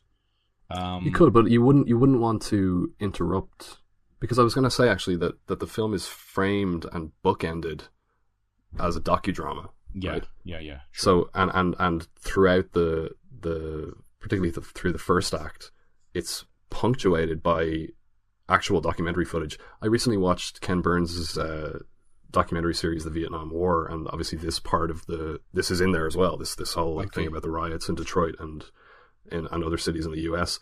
And I think some of the footage and images that are used in this film are also used in Burns' film, right? Documentary footage, but like it's punctuated in such a way that it actually, like, the aspect ratio changes and everything. It's very pointed, as though to remind you that this is effectively a docudrama. But at the end, there's a disclaimer saying we don't necessarily know what happened inside the Algiers, and a lot of this is dramatic license. But the punctuation, the documentary punctuation of the scenes doesn't happen during the Algiers sequence. Yeah. And I don't think you would want, like in the case of like doing it as a court case with flashbacks and stuff, you wouldn't want to disrupt that sequence. You wouldn't want to, you want that sustained tension and horror of that night in the Algiers. Don't you? Well, I don't know, actually, because again, it depends on, for me, the film can't really decide script-wise what it wants to be. And I think it's to Bigelow's credit that sequence is an ordeal. It's nothing but sickening, as Carl Austin Collins suggested in his takedown of the film, or his analysis of the film for The Ringer last year. I don't know. I don't know the answer to that question, actually, because you don't want to sort of genreify the docu aspects of it, if you know what I mean. Why? Don't know. Feels distasteful. For a film that's otherwise establishing its roots in historical truth. Sure, but I mean, there's a long history in exploitation cinema of. Sure. No, let's not even go there. like, because I agree with you. But in the context of this film, that's what I mean. It either needs to recalibrate itself fundamentally, structurally, or it's a weakened film as it exists. And I don't know how you would recalibrate it. Well, I mean, like I said, I think the only weakness of this film is the way that it spins off in this kind of like diffuse, momentumless kind of multitude of directions in its third act. Yeah, it feels like you start off with all of these different story threads that all have a tightness and a direction as they converge on each other, and then there's this like powder keg in the middle of the movie, and then instead of exploding, it just sort of, the fuse just fizzles out, and we get these like tendrils of smoke at the end or something like that. It's written into that go nowhere. It's written into the very scenario in the Algiers itself. Like Krauss, like basically lets these guys go as long as they, as long as they agree. As long as they promise. As long as they agree never to. But of course speak they about do, it and they again. end up testifying. You know? And he shoots one of them because he decides not to promise that. Yeah, but the people he lets go still testify. Of course. You know. So it's a bit crazy on his part, but it is. It's almost as if Ball and Bigelow are at the mercy of the actual whimper with which this history unfolded. Well, that's the thing, isn't it? That's always the case. It's K-19, the Widowmaker again. Like in terms of the. This is exactly the way that I felt about like last year's The Lost City of Zed. I was watching it thinking, if this were fiction, there's no way you'd write it this way. Yeah. There's no way you'd structure it this way. This is dramatic. Like you, and I mean, in my opinion, you can always take dramatic license. You know, like if you're going to be so beholden to the reality, just make a documentary. Yeah, sure. You know, like drama has its own sort of internal logic, and you need to serve that primarily. I think so. Yeah. You know, and they have a disclaimer at the end saying like, you know, we've taken dramatic license. So the thing is that I do like the idea of picking through the aftermath of this event psychologically. Mm-hmm. But they only do it really with one character, and I don't know why they zero in on that character. Whether he was involved in the movie, was he kind of like one of their kind of access points? You know, yeah. Did they kind of interview him? And I don't know, but I think the first 2/3 of it is great. I was like, this ratcheting up of the tension and this kind of feeling of like a slow motion explosion of like. And the period production as well. I mean, this feels extremely lived in. Yeah, and also, sorry, I said Zero Dark 30 was her most divisive movie. I think this maybe is equally divisive. A lot of like 2-star, 5-star sort of ratings I see among the people that I follow on Letterboxd at least. What would you give it? It either works for it doesn't. I give it a 7. Okay, it's a 6 for me. Okay.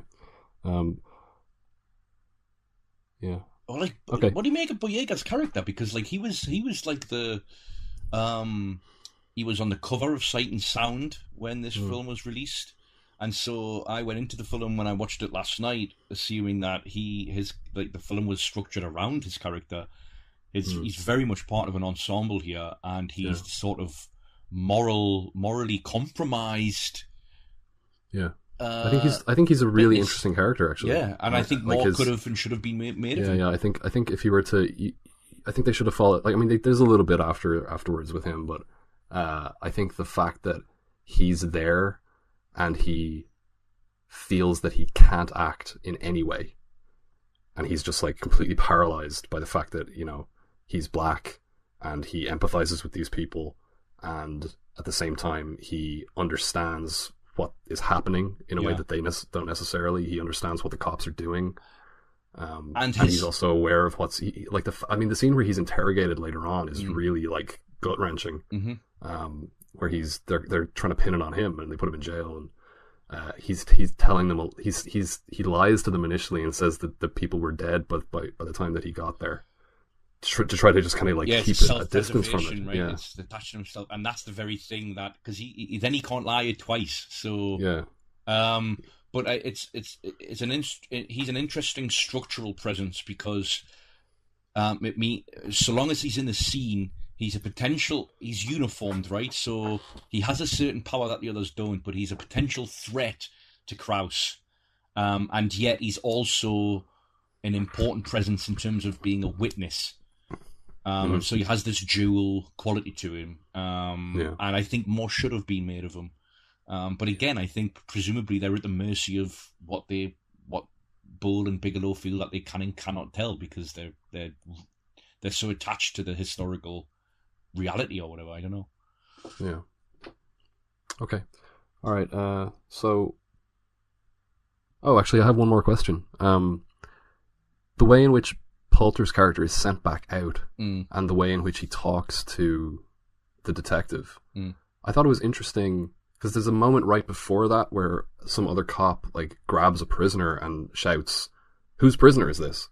Like it's just such bedlam that they don't the normal way of doing things has completely been suspended and broken down.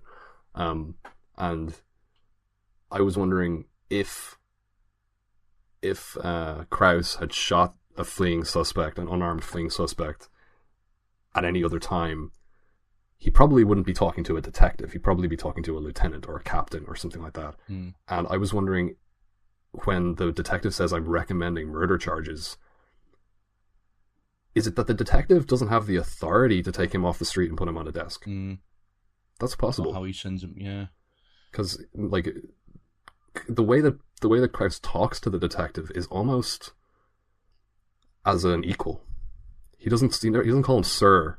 I think he calls him sir as he's leaving, after he says he's recommending murder charges. But he's trying to get him to agree with him. What sort of message are we sending? And he just keeps calling him detective, which is what a superior would call a detective. What do you make? What do you make of Poulter's casting and his performance? I think it's really interesting casting. Yeah, you could definitely have gone a completely different way, but his performance is so good. Yeah, because he's. I mean, he is young and he looks young, and he doesn't Real really, baby face, and he doesn't really carry much of an authority. Or a physical sort of. Yeah, which makes the casting of him as this visibly pathetic but actually very horrible racist very interesting. Especially opposite the National Guard guys as well. Yeah, or especially opposite Anthony Mackie. Yeah, where he's beating up Anthony Mackie, and it's well, I mean, remove the badge here, and there's no question that he's going to win this fight. Yeah. Okay. All right. Let's wrap it up there. So we need to rank Bigelow's films. Yes, and I have an amendment to make one of my scores, but I'm going to do it in a very organic fashion. Point Break, 10 out of 10. Imagine if I was that fucking... I mean, sometimes I feel as if I'm perceived as that. Okay, all right. So I'll give you my. No, I went first last time, so you give me your bottom. Okay. Your 10 to 6. 10 to 6, right? Give me your ratings alongside them. So at number 10, I have The Weight of Water, 2 out of 10. Then I have between 9 and 10. Well, no. Then I have between 9 and 10. I have Mission Zero. No, I'm not including. I'm not. Whatever. Should we okay? So just the 10 features. Okay. Yeah, just the 10 features. So obviously 10, The Weight of Water, 2 out of 10. At number 9, K-19, The Widowmaker, at 4 out of 10. At 8, I have The Loveless, 6 out of 10. 7, Detroit, 6 out of 10. And then at number 6, although earlier in the episode I gave it 7, I'm going to since demote it to a 6 out of 10. My number 6 is Strange Days. Okay. All right. Give me yours. My number 10 is The Weight of Water, 2 out of 10. Yep. Number 9, Strange Days, 3 out of 10. Number 8, The Loveless, 5 out of 10. Number 7, K-19, The Widowmaker, 6 out of 10. And number... Ooh. Okay, so these two, my 5 and 6 are really close, but for now I'm going to go number 6, Zero Dark 30, 7 out of 10. Ooh, okay, wasn't expecting that to be so far down. My number 5 is Point Break, 6 out of 10. 4, The Hurt Locker, 7 out of 10. Number 3 is Blue Steel, 7 out of 10. Okay, you can stop there. Okay. Stop at number 3. Okay. All right, my number 5 is The Hurt Locker at number 7, but again, 5 and 6... Hurt Locker and Zero Dark 30, they're very different, but I kind of like them about the same. Right. Number 4 is Detroit, 7 out of 10. Wow. Number 3 is Blue Steel, 8 out of 10. So our number 3 is the same, but we rate it differently. My number 2 is Zero Dark 30, number 7.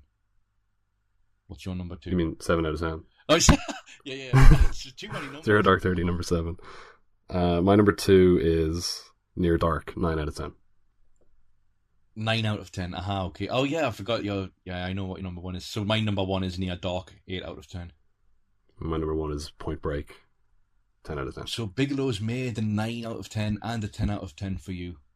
Yeah. My highest is 8 and my lowest is 2 for Bigelow. Your highest is 10 and that's a very, very diverse distribution of scores for you, right? Yeah. It is, yeah. It really runs the gamut. Okay, thank you for listening to The Journeymen. As always, I've been Bobby Lowe, and I've been here with... Michael Pattison. Please follow us on Twitter at _Journeymen, and subscribe to us on SoundCloud, iTunes, Stitcher, TuneIn, YouTube, and all the rest. And we'll talk to you next time. Thank you. Thanking you.